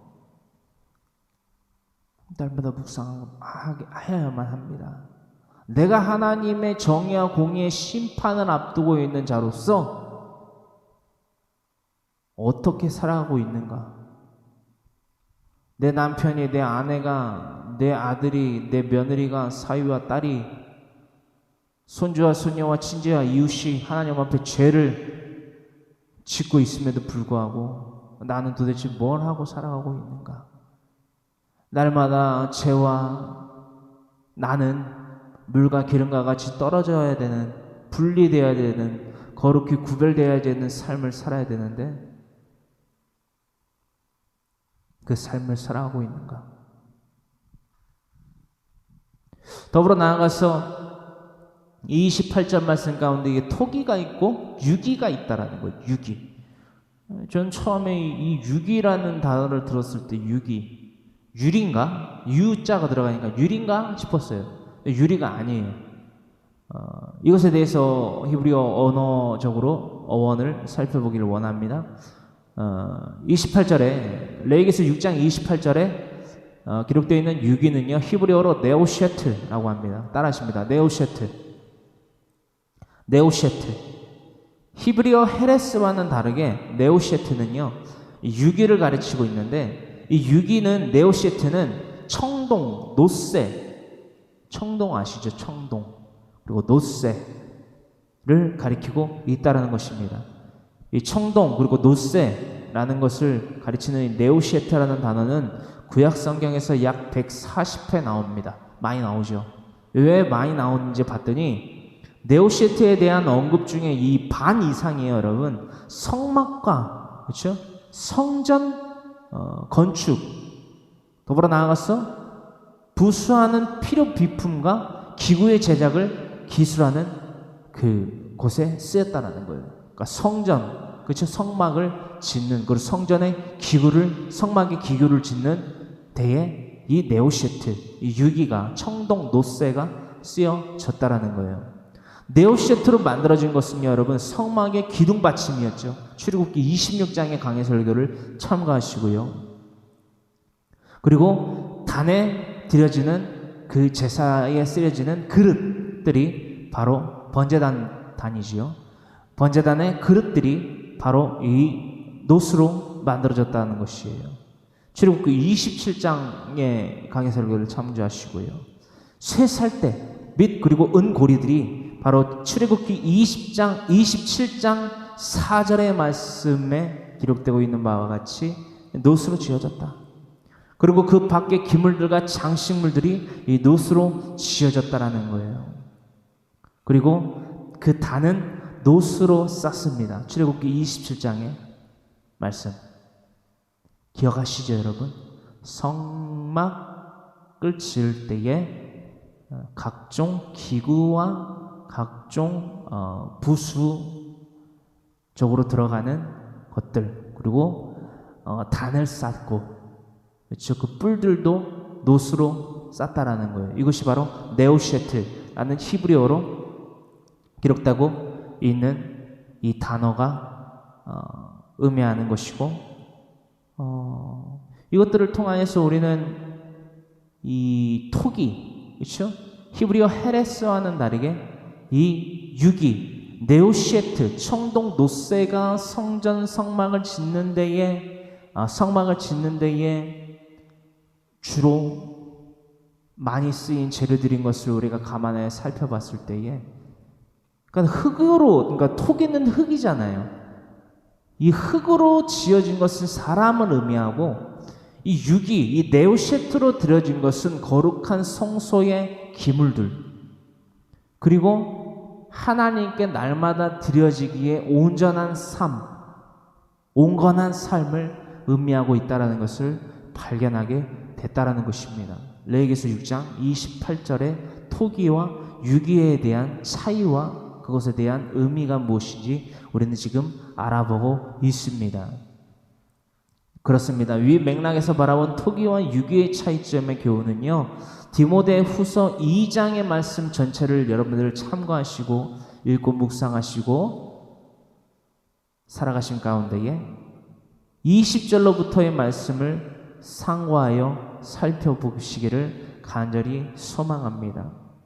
디모데 후서 찾아보실까요? 디모데 후서입니다. 디모데 후서 2장 20절로부터 26절까지 한번 쭉 읽어보실게요. 여기서 이 디모데후서 2장 20절로부터 26절까지를 읽어보시면 이 토기와 유기에 대한 비교가 상충되는 그 비교가 뭔지를 아시게 되실 겁니다. 이것은 선한 사역자의 모습이 바로 나의 모습이 되어야 된다는 것을 일러주고 있는 아주 중요한 교훈의 말씀입니다. 디모데 후서 2장 20절로부터 26절의 말씀까지의 기록을 함께 합독합니다. 큰 집에는 금 그릇과 은 그릇뿐 아니라 나무 그릇과 질 그릇도 있어 귀하게 쓰는 것도 있고 천하게 쓰는 것도 있나니, 그러므로 누구든지 이런 것에서 자기를 깨끗하게 하면 귀히 쓰는 그릇이 되어 거룩하고 주인의 쓰심에 합당하며 모든 선한 일에 준비함이 되리라. 그러니까 유기는 씻으라고 그랬잖아요. 그렇죠? 이것 또한 우리가 상고하여 살펴볼 것이고요. 22절 어떻게 씻느냐? 무엇에 대한 씻음이냐? 22절 또한 너는 청년의 정욕을 피하고 주를 깨끗한 마음으로 부르는 자들과 함께 의와 믿음과 사랑과 화평을 따르라. 우리가 날마다 이렇게 살아가고 있다는 거예요. 여러분, 날마다 하나님의 말씀을 권면하고 책망하고 교훈하고 경계하여서 제시하는 우리들의 사랑한다라고 말하는 가족들 가운데 있어조차도 인신공격을 하고 모독을 하고 쌍욕을 하고 폭력을 휘두르고 무시를 하고 멸시를 하고 천대를 하고 살아가는 자들이 있지 않는가? 과연 우리가 말하는 화목과 하나님이 명령하신 화목은 같은가? 동상이몽은 아닌가? 우리가 살펴보게 되는 말씀이라는 거예요. 믿음과 사랑과 화평을 따르라. 22절 다시 읽어볼까요, 여러분? 디모데후서 2장 22절 또한 너는 청년의 정욕을 피하고 주를 깨끗한 마음으로 부르는 자들과 함께 의와 믿음과 사랑과 화평을 따르라. 23절 어리석고 무식한 변론을 버리라. 이에서 다툼이 나는 줄 알미라. 주의 종은 마땅히 다투지 아니하고 모든 사람에 대하여 온유하며 가르치기를 잘하며 참으며 거역하는 자를 온유함으로 훈계할지니 혹 하나님이 그들에게 회개함을 주사 진리를 알게 하실까 하며. 용서요? 얼마든지 합니다. 얼마든지 합니다. 그러나 죄를 못 깨닫는 자들이 있다면요, 어떻게 용서를 합니까, 여러분? 제가 예전에 한 영화를 봤어요. 전도연 씨, 배우 전도연 씨 아시죠? 전도연 씨가 나오는 밀양이라는 영화를 봤습니다. 그 아들, 자제가 어떤 한 남성으로부터 살인을 당해요. 유괴살인. 유괴살인을 당하고 교도소로 갑니다. 복역을 해요. 살인자니까. 죄값을 받아야 되니까. 근데 이 전도연 씨가 예수님을 믿게 돼요. 예수님을 믿게 돼서 용서를 해줘야 된다라는 거죠. 근데 이 사람은 지금 교도소에 갇혀 있으니까는 찾아올 수가 없잖아요, 그 사람이. 그래서 그 사람을 찾아가요. 예수님의 이름으로 용서를 해주려고. 잘 들으세요, 여러분. 아주 중요한 대목입니다. 근데 면회를 신청을 했어요, 전도연 씨가 그 살인자한테 용서를 해주려고. 근데 이 복역 그 살인자가 이 아크릴로 되어 있는, 강화 아크릴로 되어 있는 그 너머 곁으로 말을 하는 거예요. 뭐라고 말을 하냐면, 나는 이 안에서 하나님을 믿게 됐습니다. 예수님을 믿게 됐습니다. 성경을 읽으면서. 그래서 뭐라고 하냐면은, 하나님이 나의 모든 죄를 사해 주셨습니다 라는 거예요. 그러니까 여기에서 말하는 나의 모든 죄를 사해 주셨습니다라고 말하는 것은 구원파적 관점이죠. 원죄를 사함받을 수는 있으나 자범죄, 그렇죠? 자범죄를 사함받지는 못해요. 왜죠? 전도연 씨가 피해자잖아요. 그렇죠? 아들을 죽임당했잖아요. 그렇죠? 이 살인자는 두 명한테 사죄를 받아야 되는 거잖아요. 그렇죠? 처음은 자신이 죽인 그 아들한테 사함을 받아야 되는데, 용서를 구해야 되는데 죽었잖아요. 그렇죠? 그 죄에 대한 죄값을 감옥에서 치르는 거예요. 그렇죠? 다윗이 그랬던 것처럼. 그리고 그의 엄마인 전도연 씨한테 자신의 죄가 무엇인지를 고하고 죄가를 토로하고 용서를 구해야 되는 거예요. 하나님 이 안에서 복역을 하면서 성경을 읽고 하나님을 믿었습니다. 하나님의 내 모든 죄를 사해 주셨습니다라고 말하는 어불성설의 말이 아니라 전도연 씨한테 말해야 됐다라는 거죠. 내가 하나님을 몰랐었습니다. 그게 죄인지를 몰랐습니다. 그래서 영혼의 죄를 지었습니다. 그게 성경을 읽어본 사람이 답할 수 있는, 내뱉을 수 있는 자신의 죄가의 토해냄 아닙니까? 여러분 이해되세요? 어떤 말씀인지? 여러분들이 대답을 지금 못 들으니까 좀 그렇네요. 알아들으셨는지 못 알아들으셨는지. 이 전도연 씨가 그 사람의 죄를 용서해 주려고 왔다가 정말 거품을 물면서 이 얘기를 해요. 울면서.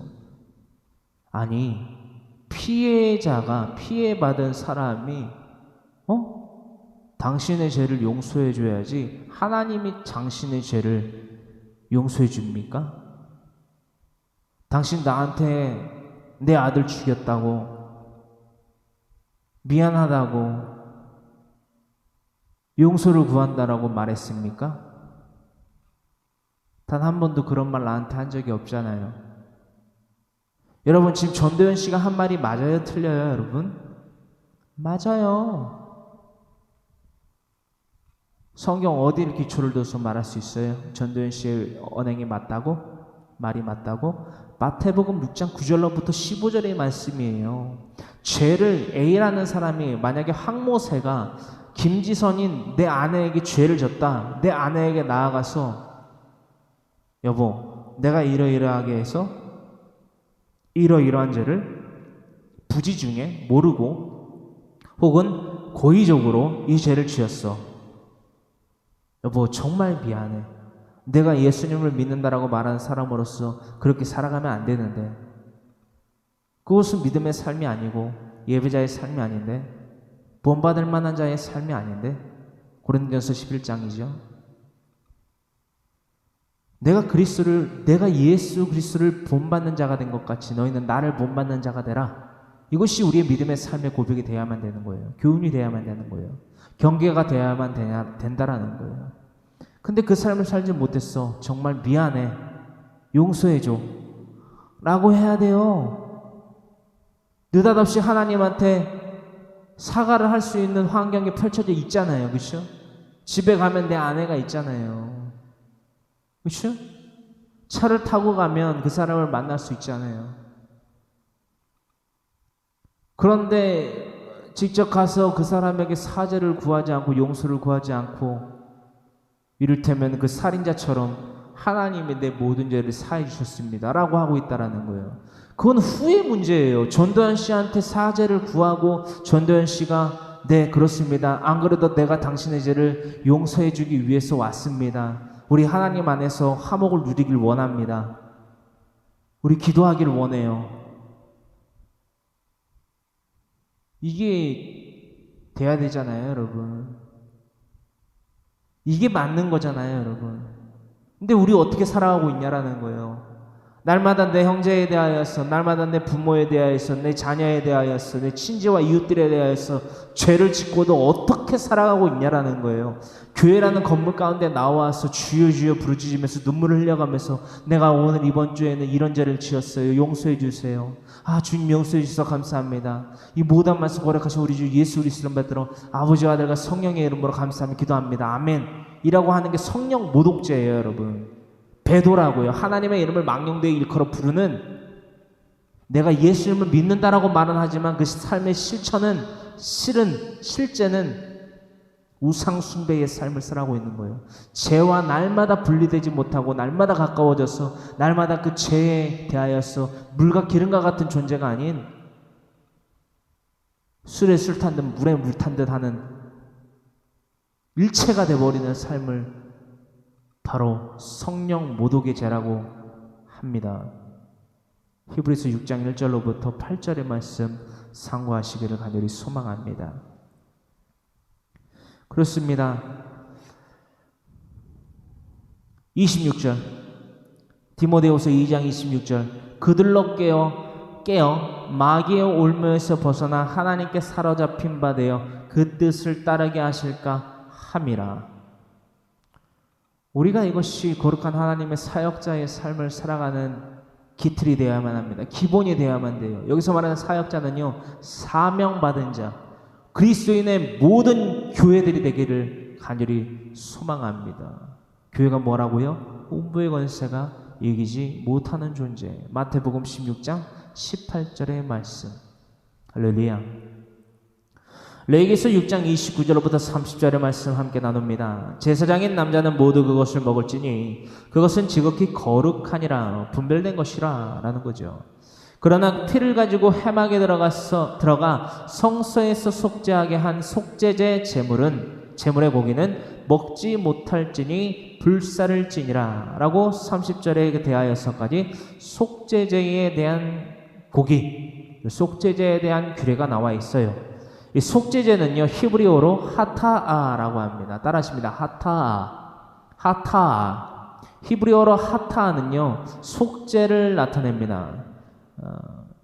더불어 나아가서 하타아라는 단어의 정의는요, 죄, 유죄, 죄의 형벌, 그리고 아까 우리가 말씀드렸던 것과 같이 속죄제라는 의미를 담고 있습니다. 정의를 두고 있습니다. 하타아가 말입니다. 이 속죄제는요, 이스라엘 제사장뿐만이 아닌 일반인들도 이 속죄제를 드려야 했죠. 그렇죠? 속죄제, 죄를 사하는 제사. 그렇죠? 죄를 사함받고, 그렇죠? 하나님 앞에서 날마다 거룩하게 살아가야 된다는 것을 상기하고 그것을 행하는 도리, 그것이 구약의 제사였다라는 거예요. 그 가운데에 지금 우리는 속죄제를 나누고 있습니다. 속죄제의 제사 방법은 여러분들 무엇입니까? 속죄제의 제사 방법에 대해서 우리가 알아봤고, 그 가운데에서 속죄제의 제사 방법들 가운데에서 레위기서 4장의 강해 설교를 통해서 나눴던 바와 같이 각 지위 위치에 따라서 속죄제의 제사의 예물과 그 각기 예물과 더불어서 드리는 방식 또한 달리 구별되어 드려졌다는 것을 우리는 레위기서 4장의 강해 설교를 통해서 나눠본 바가 있습니다. 레위기서 4장의 강해 설교를 혹은 강해 설교 노트를 참고하셔서 이 내용들을 살펴보시기를 소망합니다. 간략히 말씀드리자면요, 제사장으로부터 회중, 그 다수지요. 이스라엘 백성들 다수. 그 두 번째가 바로 제사장, 회중, 그리고 세 번째가 족장, 그리고 일반 개인, 그렇죠? 제사장, 회중, 족장, 개인, 이렇게 네 가지의 지위에 따라서 제사장으로부터 일반인에 대하여서까지 속죄제는 하나님께 드려져야만 됐다. 이것은 뭐를 의미한다? 죄가 너무나도 다양했고, 그 죄가 너무나도 다양했고 너무나도 많은 이들이 저질렀고, 또한 그 가운데 의해서 각 지위에 따라서 그 자신들이 저지른 죄에 대하여서 깨달을 수 있는 능력, 더불어 나아가서 그 죄질로 말미암아 이스라엘 백성들 공동체에 끼치는 영향도에 따라서 이 각기의 제사의 규례들은, 방식들은 달리 드려지게 되었다. 그것들 바로 레위기서 4장의 강해 설교를 통하여서 우리는 나눠본 바가 있습니다. 레위기 4장의 강해 설교 그 중에 말씀 가운데에 32절로부터 35절의 말씀, 개인의 속죄제의 예물에 대해서 우리는 나눠봤다라는 거예요. 이 네 가지 지위에 있는 사람들이 드렸는데, 첫 번째는 제사장, 회중, 족장, 개인. 그 가운데 네 번째 이 개인이 드리는 속죄의 예물에 대해서 우리는 나눠본 바가 있어요. 레위기서 4장의 강해 설교에서요. 바로 흠없는 순양을 드렸지요. 흠없는 순양을 드렸어요. 양떼 가운데. 이 흠없는 순양은 무엇을 예표한다고 했지요? 누구를 예표한다고 그랬죠? 예수 그리스도를 예표한다라고 우리는 나눠 보았다라는 것입니다. 로마서 4장 24절로부터 25절의 말씀입니다. 신약성경 로마서 4장 24절로부터 25절의 얘기를 의로 여기심을 받을 우리도 위함이니 곧 예수 우리 주를 죽은 자 가운데서 살리신 이를 믿는 자니라. 예수는 우리가 범죄한 것 때문에 내줌이 되고 마치 이 흠없는 순양과 같이 이 속죄제에 우리의 죄를 대속하기 위해서 온전한 제사의 제물로, 온전한 번제와 화목제의 제물로 하나님 앞에 영원한 대제사장으로서 드려주신 예수 그리스도, 그의 희생, 이것들을 우리는 알아본 바가 있다라는 것입니다. 우리의 삶을 과연 이렇게 드려주고 있는가? 우리의 삶을 이렇게 번제와 같이, 이렇게 속죄자와 같이, 이렇게 소제와 같이 화목제의 제사의 제물로 날마다 드려주고 있는가? 화목제의 제물이 뭐죠, 여러분? 하나님과의 화목을 누리기 원하기 위해서 드리는 거잖아요, 여러분. 그 가운데 번제의 형식이 있는 거잖아요. 그 가운데 소제가 같이 드려지잖아요.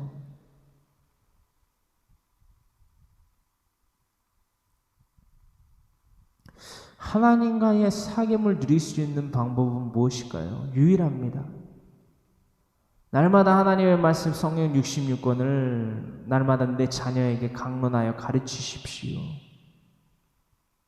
지금 우리가 나누고 있는 강해 설교가요, 여러분들만 듣고 끝내면은 결코 안 돼요. 믿음은 들음에서 나는 거지 들음에 그치는 것이 아닙니다. 날마다 가르쳐 지켜 전파하는 것이 바로 믿음입니다. 할렐루야. 히브리서 9장 15절로부터 22절, 이것은 예수 그리스도의 희생의 완전성에 대한 기록입니다. 신약성경 히브리서 9장 15절로부터 22절의 말씀 우리 나같이 함께 찾아 합독하기를 원합니다. 히브리서 9장 15절로부터 22절, 예수 그리스도의 희생의 완전성에 대하여서 다음과 같이 기록되고 있는 바 15절로부터 22절 함께 합독합니다. 이로 말미암아 그는 새 언약의 중보자시니 이는 첫 언약 때에 범한 자에게서 속량하려고 죽으사 부르심을 입은 자로 하여금 영원한 기업의 약속을 얻게 하려 하심이라. 유언은 유언한 자가 죽어야 되나니 유언은 그 사람이 죽은 후에야 유효한즉 유언한 자가 살아있는 동안에는 효력이 없느니라. 이것이 무슨 말씀이죠, 여러분? 예수 그리스도께서 이 땅 가운데 우리 모든 죄를 속하시고 하나님과의 화목을 누리게 하기 위하여서 대속의 제물로 돌아가셨다라는 거예요. 죽으셨다라는 거예요. 만약에 희생의 제사의 제물로서 화목의 제사의 제물로서 번제의 삶을 통하여서 희생당하지 아니하셨다라면 여러분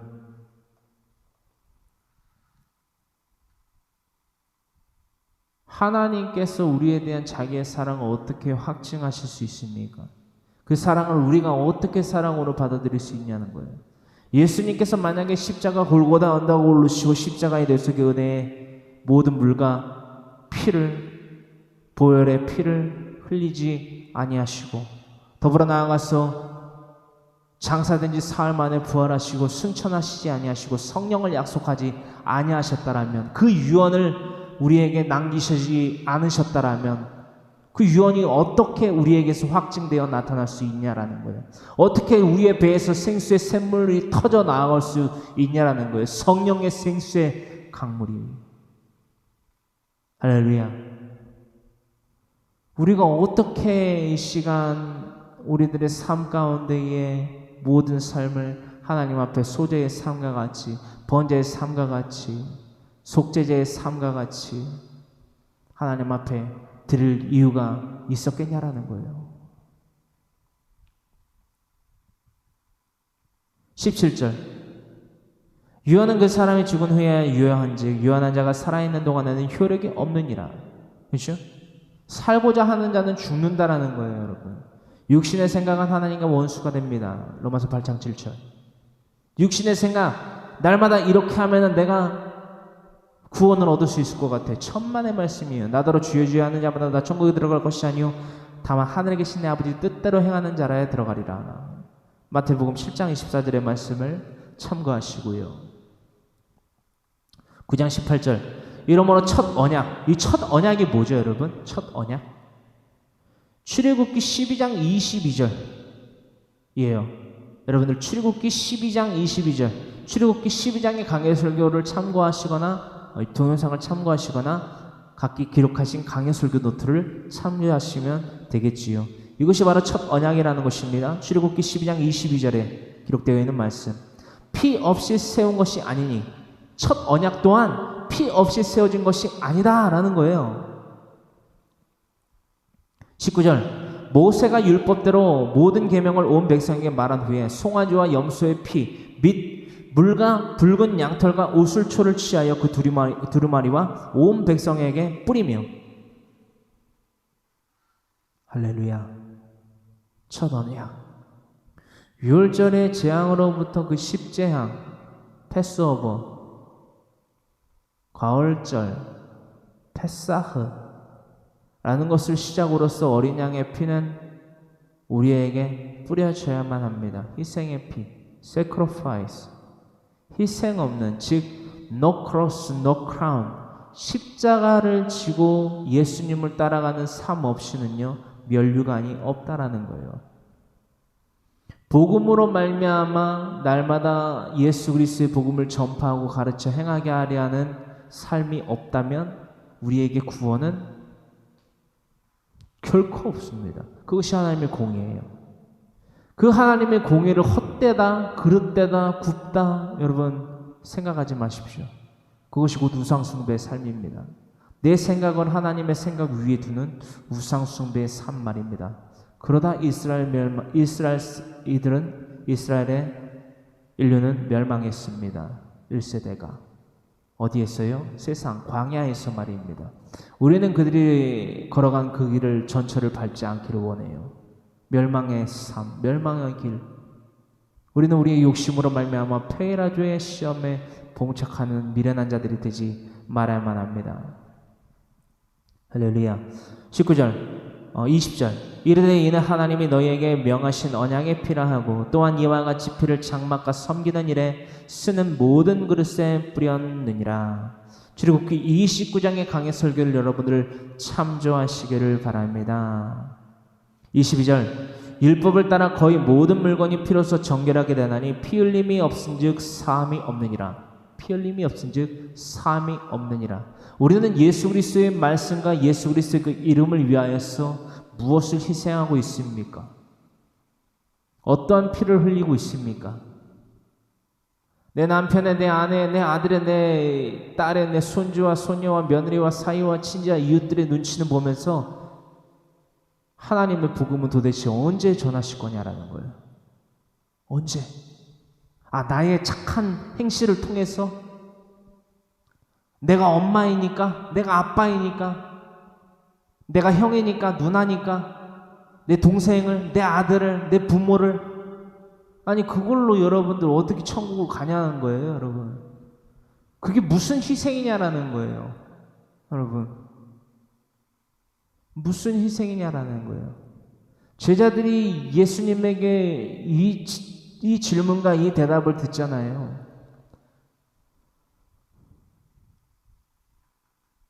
예수 그리스도의 이름으로 말미암아 선지자 노릇하며 수많은 귀신을 내어쫓으며 수많은 권능을 행하였는데 왜 우리가 구원을 얻지 못합니까?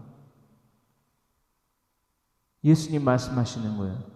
불법을 행하는 자들아 내게서 떠나가라 할지어다. 불법이라는 거예요. 하나님의 법이 아니라는 거예요. 이게 도대체 무슨 말인지 우리는 나눠봤기 때문에 구태여 또 나누지는 않겠습니다. 그렇습니다. 피 흘림, 희생, 즉 행함이 없는 믿음 없이는요, 무슨 그것이 믿음이고 무슨 우리에게 유익을 가져다 줄 수 있느냐라는 거예요. 야고보서 1장 14절로부터 26절의 말씀 참고하시고요. 또한 복음 없는 육체의 사랑이 헛되지 않으면 무엇입니까? 복음이 없는 우리들의 삶, 복음이 행해져 전파되어지지 아니하는 우리의 삶, 그것이 과연 가져다 주는 것이 영생입니까? 그러면은 저는 이 시간 이 자리에 여러분들에게 있을 필요가 없어요. 그렇죠? 하나님의 말씀 뭐하러 나눕니까? 복음이 무슨 소용이냐라는 거예요. 아니, 내가 내 부모에게, 내 형제에게, 내 자녀들에게 엄마로서, 아빠로서, 아들로서, 딸로서 내 부모에 대하여서 효도를 해서 구원을 얻는다면 하나님은 도대체 무슨 필요가 있냐라는 거예요. 어떤 말씀인지 이해가 안 되실까요?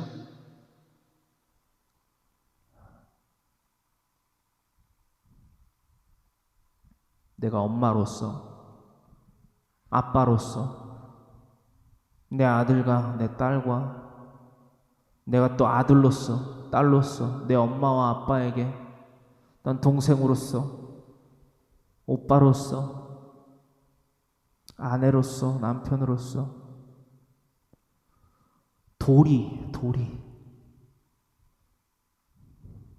우리가 말하는 도리를 한다고 해서 하나님과의 사귐을 누릴 수 있게 된다면 여러분 인생 얼마나 간편해요.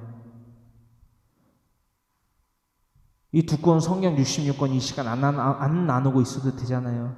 전도가 왜 미련한 것인지 아세요, 여러분?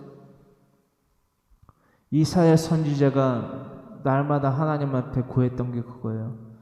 우리가 전한 건 누가 믿습니까?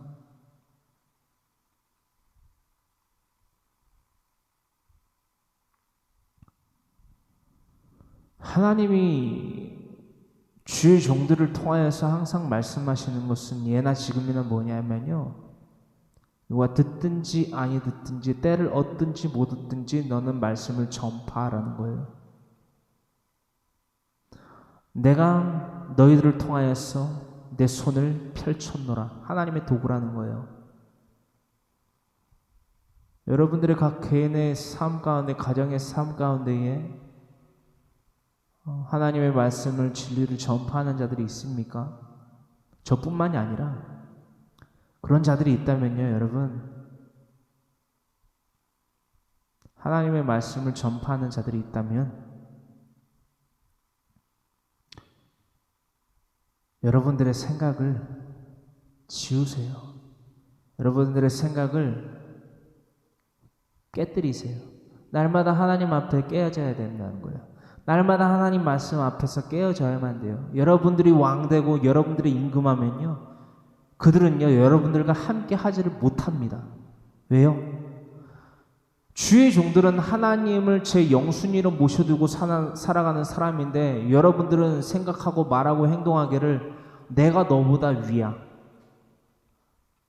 너는 내 다스림을 받아야 돼. 그리고 자기 위에는 아무도 없는 거잖아요. 그렇죠? 이런 자들의 행각이 비일비재하게 일어나고 있습니다. 그런데 참 성경 말씀을 보면서 예나 지금이나 참 주의 종들은 대우를 받는 게 아니라 인간으로 취급을 못 받는구나, 이 땅 가운데에서 라는 생각이 들어요. 하나님의 말씀을 전파하는 것, 누가 그것을 들으려고 할까요? 하지만 저는 계속 전하고 있습니다. 왜? 복음 전파의 사역은요 참으로 미련한 것입니다. 듣지 않는데, 듣는 기가 없는데 날마다 외치고 있으니, 예수님이 그 삶을 사셨잖아요. 듣는 자가 없었기 때문에 예수님이 십자가에 못 박혀 죽으신 거예요. 듣는 자가 없기 때문에. 허나 그 희생의 역사로서 말미암아 성령의 역사가 이루어집니다. 무슨 역사로 말미암아 무슨 역사가 이루어졌다? 예수 그리스도의 십자가 대속의 은혜, 그 희생의 역사로 말미암아 부활의 역사와 성령의 역사가 일어났다는 거예요. 희생의 역사, 부활의 역사, 성령의 역사, 이 세 가지의 역사가 우리 신앙의 기초입니다. 이것들을 잊지 아니하길 원해요. 따라하십니다. 희생의 역사, 부활의 역사, 성령의 역사, 이 세 가지의 역사를 날마다 잊지 아니하길 간절히 소망합니다. 여러분, 복음 없는, 즉 빌립보서 2장 5절로부터 12절의 말씀 참고하시면서 복음 없는 육체의 사랑이 헛되지 않음이 도대체 무엇이랴 라는 거예요. 요한복음 3장 14절로부터 21절의 말씀입니다. 여러분, 이 말씀 우리가 날마다 외우기까지 하는 말씀인데, 이 말씀의 본 뜻을 아는 자들이 도무지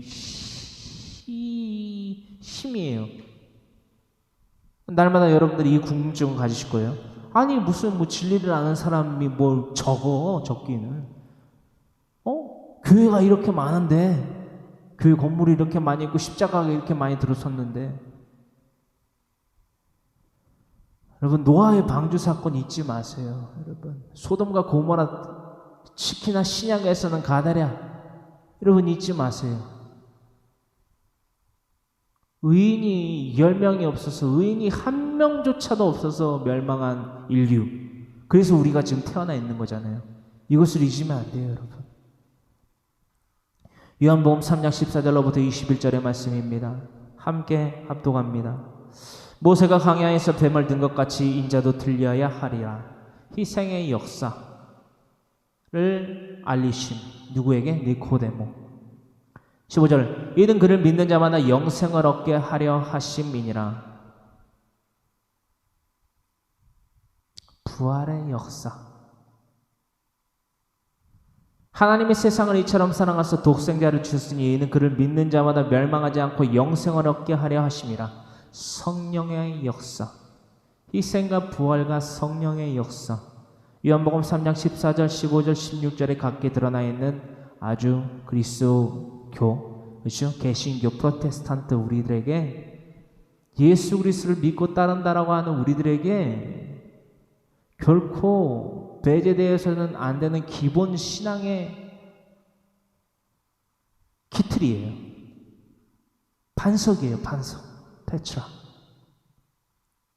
17절. 하나님이 그 아들을 세상에 보내신 것은 세상을 심판하려 하심이 아니요 그로 말미암아 세상의 구원을 받게 하려 하심이라. 이 땅 가운데에 예수 그리스도께서 내려오신 이유는 심판이 목적이 아니에요. 뭐죠? 심판 가운데에, 즉 멸망할 수밖에 없는 심판 가운데에서 사함을 얻게 하려 하시는 원죄의 사함을 주시려고 이 땅 가운데 오셨다는 거예요. 그래서 제가 어제 아내한테 이런 질문을 했어요. 여보, 예수님을 믿지 않는 것은 죄일까 아닐까? 라는 질문을 했어요. 아내가 명확하게 딱 대답을 하는 거예요. 죄죠. 제가 대질문을 했어요. 잘 들으세요, 여러분. 왜 죄예요, 여보? 라고 했더니 원죄를 사함받지 못한 거잖아요. 라고 대답을 하는 거예요. 저랑 제 아내가 결혼한 지 5년 됐거든요. 똑같은 시뮬레이션을 해보길 원해요. 제가 여러분들에게 이 질문을 했어요. 여러분, 혹은 각기의 그 이름을 제가 불러가면서 1대1로 성도님, 예수님을 믿지 않는 것은 죄입니까? 아닙니까? 라는 질문을 던졌을 때 여러분들은 이와 같은 동일한 대답을 하실 수 있겠습니까? 예수님을 믿지 않는 것이 왜 죄입니까? 그에 대한 대답은 죄입니다. Why? 이유는 까닭은 원죄를 사함받지 못한 자들은 다 멸망할 수밖에 없는 죄인이라는 거예요. 여러분, 우리가 이 땅 가운데 발을 딛고 살아가는 이유가 바로 이것이에요. 멸망할 수밖에 없는 죄인들을 하나님과 화목을 누리게 하기 위하여서 복음의 전파를 사명으로서 받은 그리스도인의 삶을 살아가야만 된다는 것입니다. 이게 우리의 사명이에요. 복음 전파는 우리의 사명입니다. 따라하십니다. 복음 전파는 우리의 사명이다. 여러분, 사명이 무엇입니까? 내 목숨을 잃는다 할지라도 내가 이 미션을 이뤄야만 된다는 거예요. 이 임무를 수행해야만 한다는 거예요. 그게 사명이에요. 그게 사명이에요. 오늘날 우리가 이 사명에 대해서 분명히 잊지 아니하길 간절히 소망합니다. 18절, 예수님을 믿지 않는 것이 왜 죄냐? 왜 멸망받을 죄냐? 18절, 그를 믿는 자는 심판을 받지 아니하는 것이요 믿지 아니하는 자는 하나님의 독생자의 이름을 믿지 아니하므로 벌써 심판을 받은 것이니라. 그러니까 멸망할 수밖에 없는 상태잖아요. 그렇죠? 원죄로 말미암아. 그렇죠? 그렇기 때문에 예수 그리스도를 믿지 않는 자들은 이미 심판을 받은 거예요. 왜? 이미 멸망할 존재니까.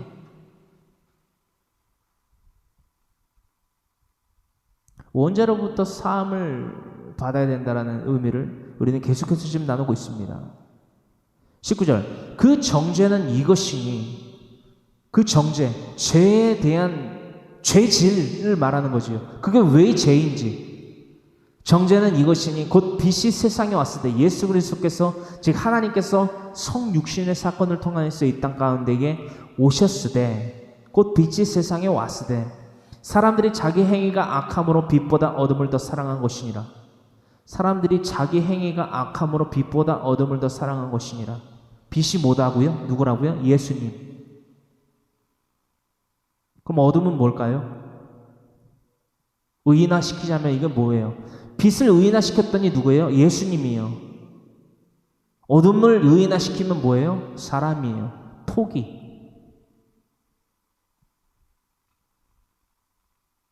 이해되십니까, 이제?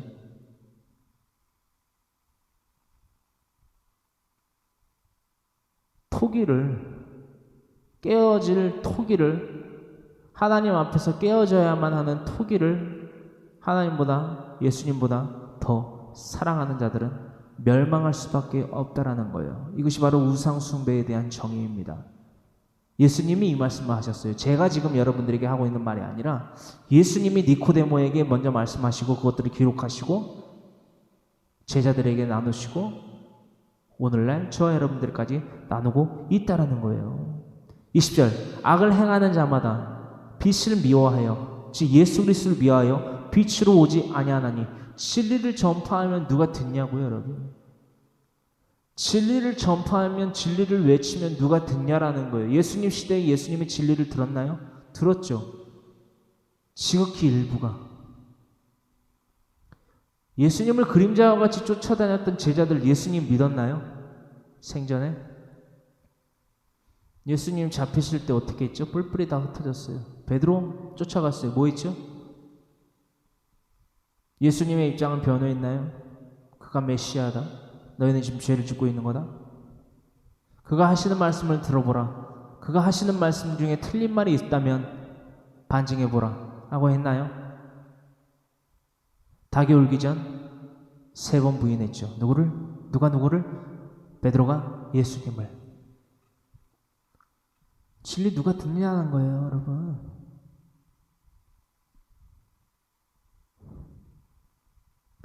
(3장 20절) 악을 행하는 자마다 빛을 미워하여 사람을 사랑하는 자마다 빛을, 즉 예수님을 미워하는 거예요, 여러분. 왜 내 남편의, 내 아내의, 내 부모의, 내 아들의, 내 딸의, 내 손주의, 손녀의, 사유의, 며느리의, 친지의, 이웃의 눈치를 보면서 그들과 함께 밥을 차려 먹고, 그들과 함께 물을 마시고, 그들과 함께 차를 마시고, 그들과 함께 이런저런 세상에 대한 대화를 일삼으면서 예수님은 온데간데 없는가? 여러분, 저와 여러분들의 삶 가운데에서 대하는, 만나는 사람들과의 대화를 좀 살펴보세요. 그들과 대화를 할 때 10마디를 만약에 한다. 예수님에 대한 대화를 몇 마디나 합니까? 여러분, 10마디를 해요. A와 B가 만났어. A는 예수님을 믿는데요, 자기가. 근데 B라는 대상과 만나요. B라는 대상이 뭐 내 남편, 아내, 뭐 너나 할 것 없이 다. 근데 그들과 나누는 대화가 오늘 찌개 좀 싱겁지 않니? 고기가 잘 구워졌니? 이런 대화 정도라면 여러분들이야말로 이 흑암, 이 어둠을 더 사랑하는 자이라는 것입니다, 여러분. 그들이 예수님을 믿건 안 믿건 이거에 대한 논조보다는 내 자신이 이 어둠에 속해져 있는 사람이다라는 것을 바로 인지하시길 바랍니다. 문제를 문제로 인식하지 않는다면 해결은 없어요, 여러분. 이것들을 우리가 잊지 않으려 소망합니다. 3장 21절 진리를 따르는 자는 빛으로 오나니, 예수님에게로 나오는 거예요. 예수님을 전파하고요, 예수님의 그 삶을, 크로스의 삶, 그러므로 말미암아 크라운의 삶을 날마다 그시아의 복을 받아 누리는 삶을, 성막의 삶을, 제사의 삶을 살아간다라는 거예요. 진리를 따르는 자는 빛으로 오나니 이는 그 행위가 하나님 안에서 행한 것임을 나타내려 함이라 하시니라. 3장 20절의 말씀과 21절의 말씀 여러분들 비교되실까요? 이것은 마치 토기와 유기와 같은 삶이에요, 여러분. 3장 20절, 토기는 깨뜨려져요. 씻지 않아요. 일반적인 삶이에요. 멸망할 수밖에 없는 삶이에요. 여러분들은 부부 간의 삶이 이러합니까 혹시? 여러분들의 자녀의 삶이 이러하진 않습니까? 날마다 자신의 죄를 씻지 않고 날마다 깨어지는, 멸망할 수밖에 없는 존재를 살아가고 있지는 않느냐라는 거예요. 악을 행하는 자마다 빛을 미워하여 빛으로 오지 않았느니 이는 그 행위가 드러날까 하며, 날마다 인신공격을 하고 날마다 모독을 하고 날마다 하나님의 말씀의 진리를 전파하고 권면하는 자를 모독하고 경계하고 하고 있지 않는가? 토기와 같은 삶을 살아가고 있지 않는가? 우리는 이런 삶을 살아야 된다는 거예요. 진리를 따르는 자는 빛으로 오나니, 유기와 같은 삶이지요. 이는 그 행위가 하나님 안에서 행한 것임을 나타내려 함이라 하시니라.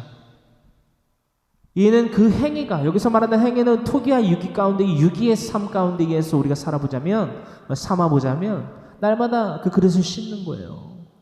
날마다 정결하게. 왜? 끊임없는 제사, 멸망하는 그 순간까지 드려지는 유기의 제사를 의미하고 있는 것이요.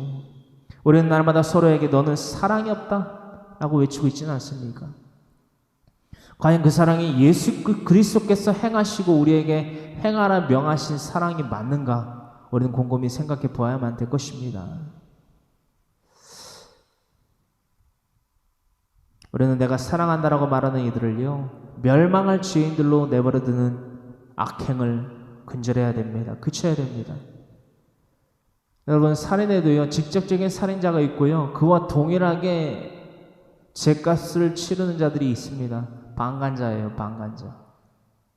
살인 현장을 목격하고도 그 현장을 어떤 경찰이나 어떤 누군가에게 이웃에게 알리지 않고 그 범죄 사실을 숨겨주는 자 또한 강력한 처벌의 대상입니다. 여러분, 잊지 마세요. 고린도전서 13장 1절로부터 3절의 말씀입니다. 이것이 과연 우리가 알고 있는 사랑이 맞는가? 우리가 행하고 있는 사랑이 맞는가?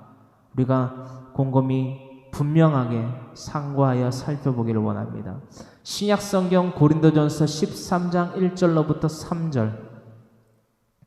고린도전서 13장 1절로부터 3절. 아니, 예수님이 육체적인 사랑을 하지 말라고 하셨어? 아니, 육체적인 사랑을 하지 말라고 하신 적은 단 한 번도 없어요. 허나 그 육체적인 사랑이 헛되서 심지어는 불법을 행하는 행위로서 치달을 수 있다라는 말씀을 하셨죠. 마태복음 7장에. 그리고 고린도전서 13장에는 사도 바울이 다음과 같이 그 사랑, 우리가 알고 우리가 영혼의 구원을 얻을 수 있을 거라고 착각하는 그 불법에 대한 사랑, 불법과 하나님이 이 땅 가운데에 내려오셔서 예수 그리스도 그 인자의 몸을 통해서 우리에게 베푸신 그 사랑, 우리가 전파하여 살아가야 되는 그 사명을 이루어야만 하는, 사명으로 갖춰야만 하는 그 사랑에 대한 언급을 이렇게 다음과 같이 아주 알아보기 쉽게 기록했는데, 누구의 귀에는 들리고 누구의 귀에는 안 들릴 거예요. 날마다 이 말씀의 핵심을 나누고 있는데 누구의 귀에는 안 들려서 날마다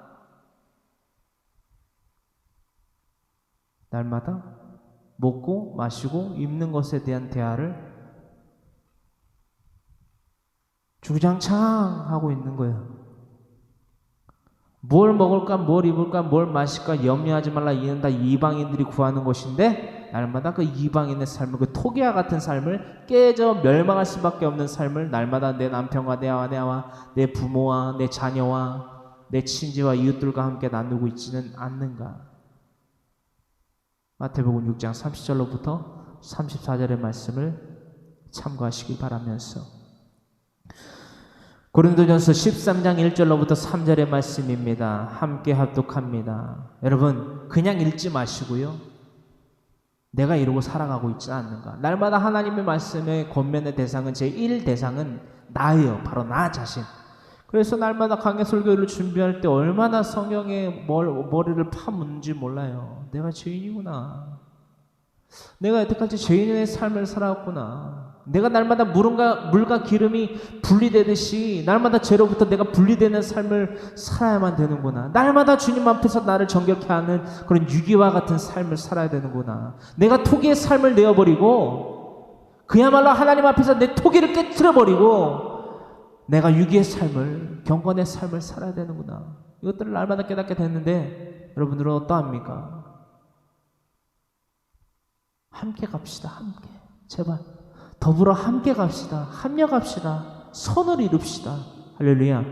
고린도전서 13장 1절부터 3절의 말씀입니다. 함께 합독합니다. 내가 사람의 방언과 천사의 말을 할지라도, 그 성령의 능력이에요. 권능의 마태복음 7장에 예수 그리스도 이름으로 선지자 노릇하며 귀신을 내주시며 병자를 고쳤는데 왜 불법이냐라는 거예요. 제자들이 따져 물을 것이다 너희가 나에게 라고 하시면서 그것이 불법이다. 엄연한 불법이다. 나와 함께 사귐을 누리는 것이 아니다. 천국 못 들어온다라는 거예요. 예수님이 말씀하신 거죠. 내가 사람의 방언과 천사의 말을 할지라도 사랑이 없으면 소리나는 구리와 울리는 꽹가리가 되고, 성령의 능력을, 1절의 말씀을 어떤 사람들이 이렇게 해석해요.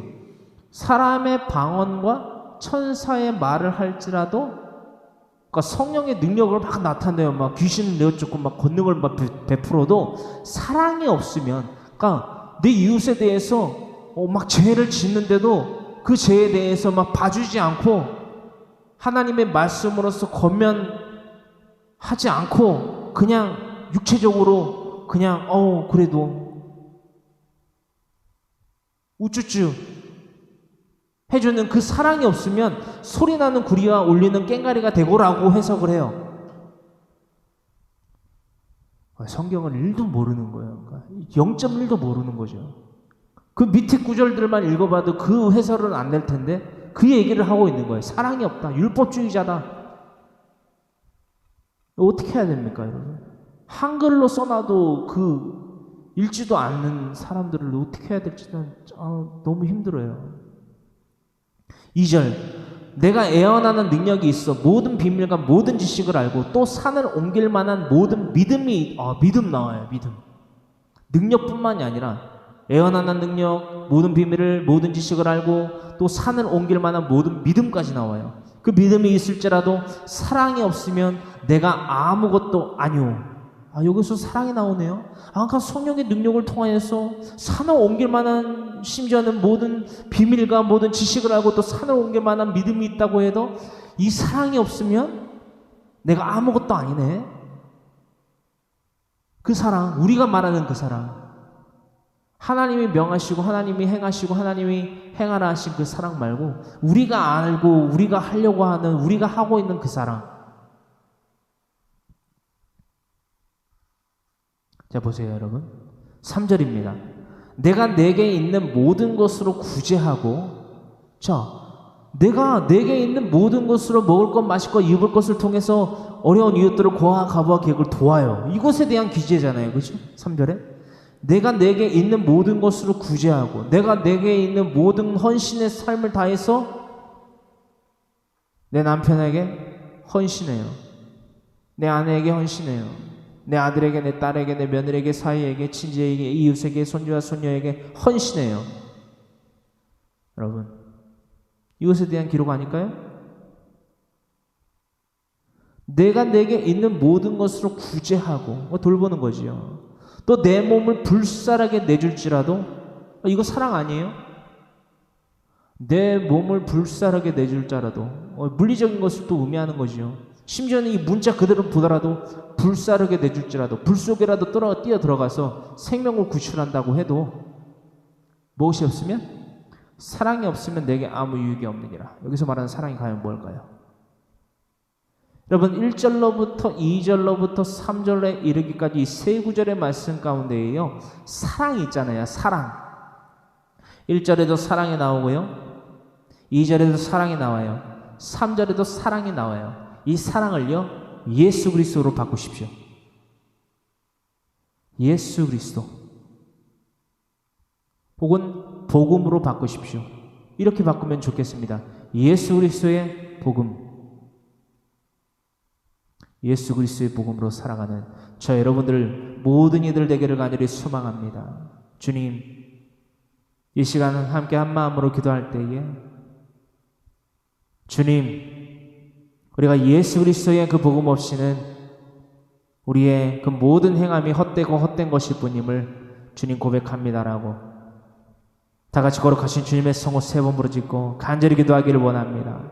주여, 주여, 주여, 살아 역사 주님 고맙고 감사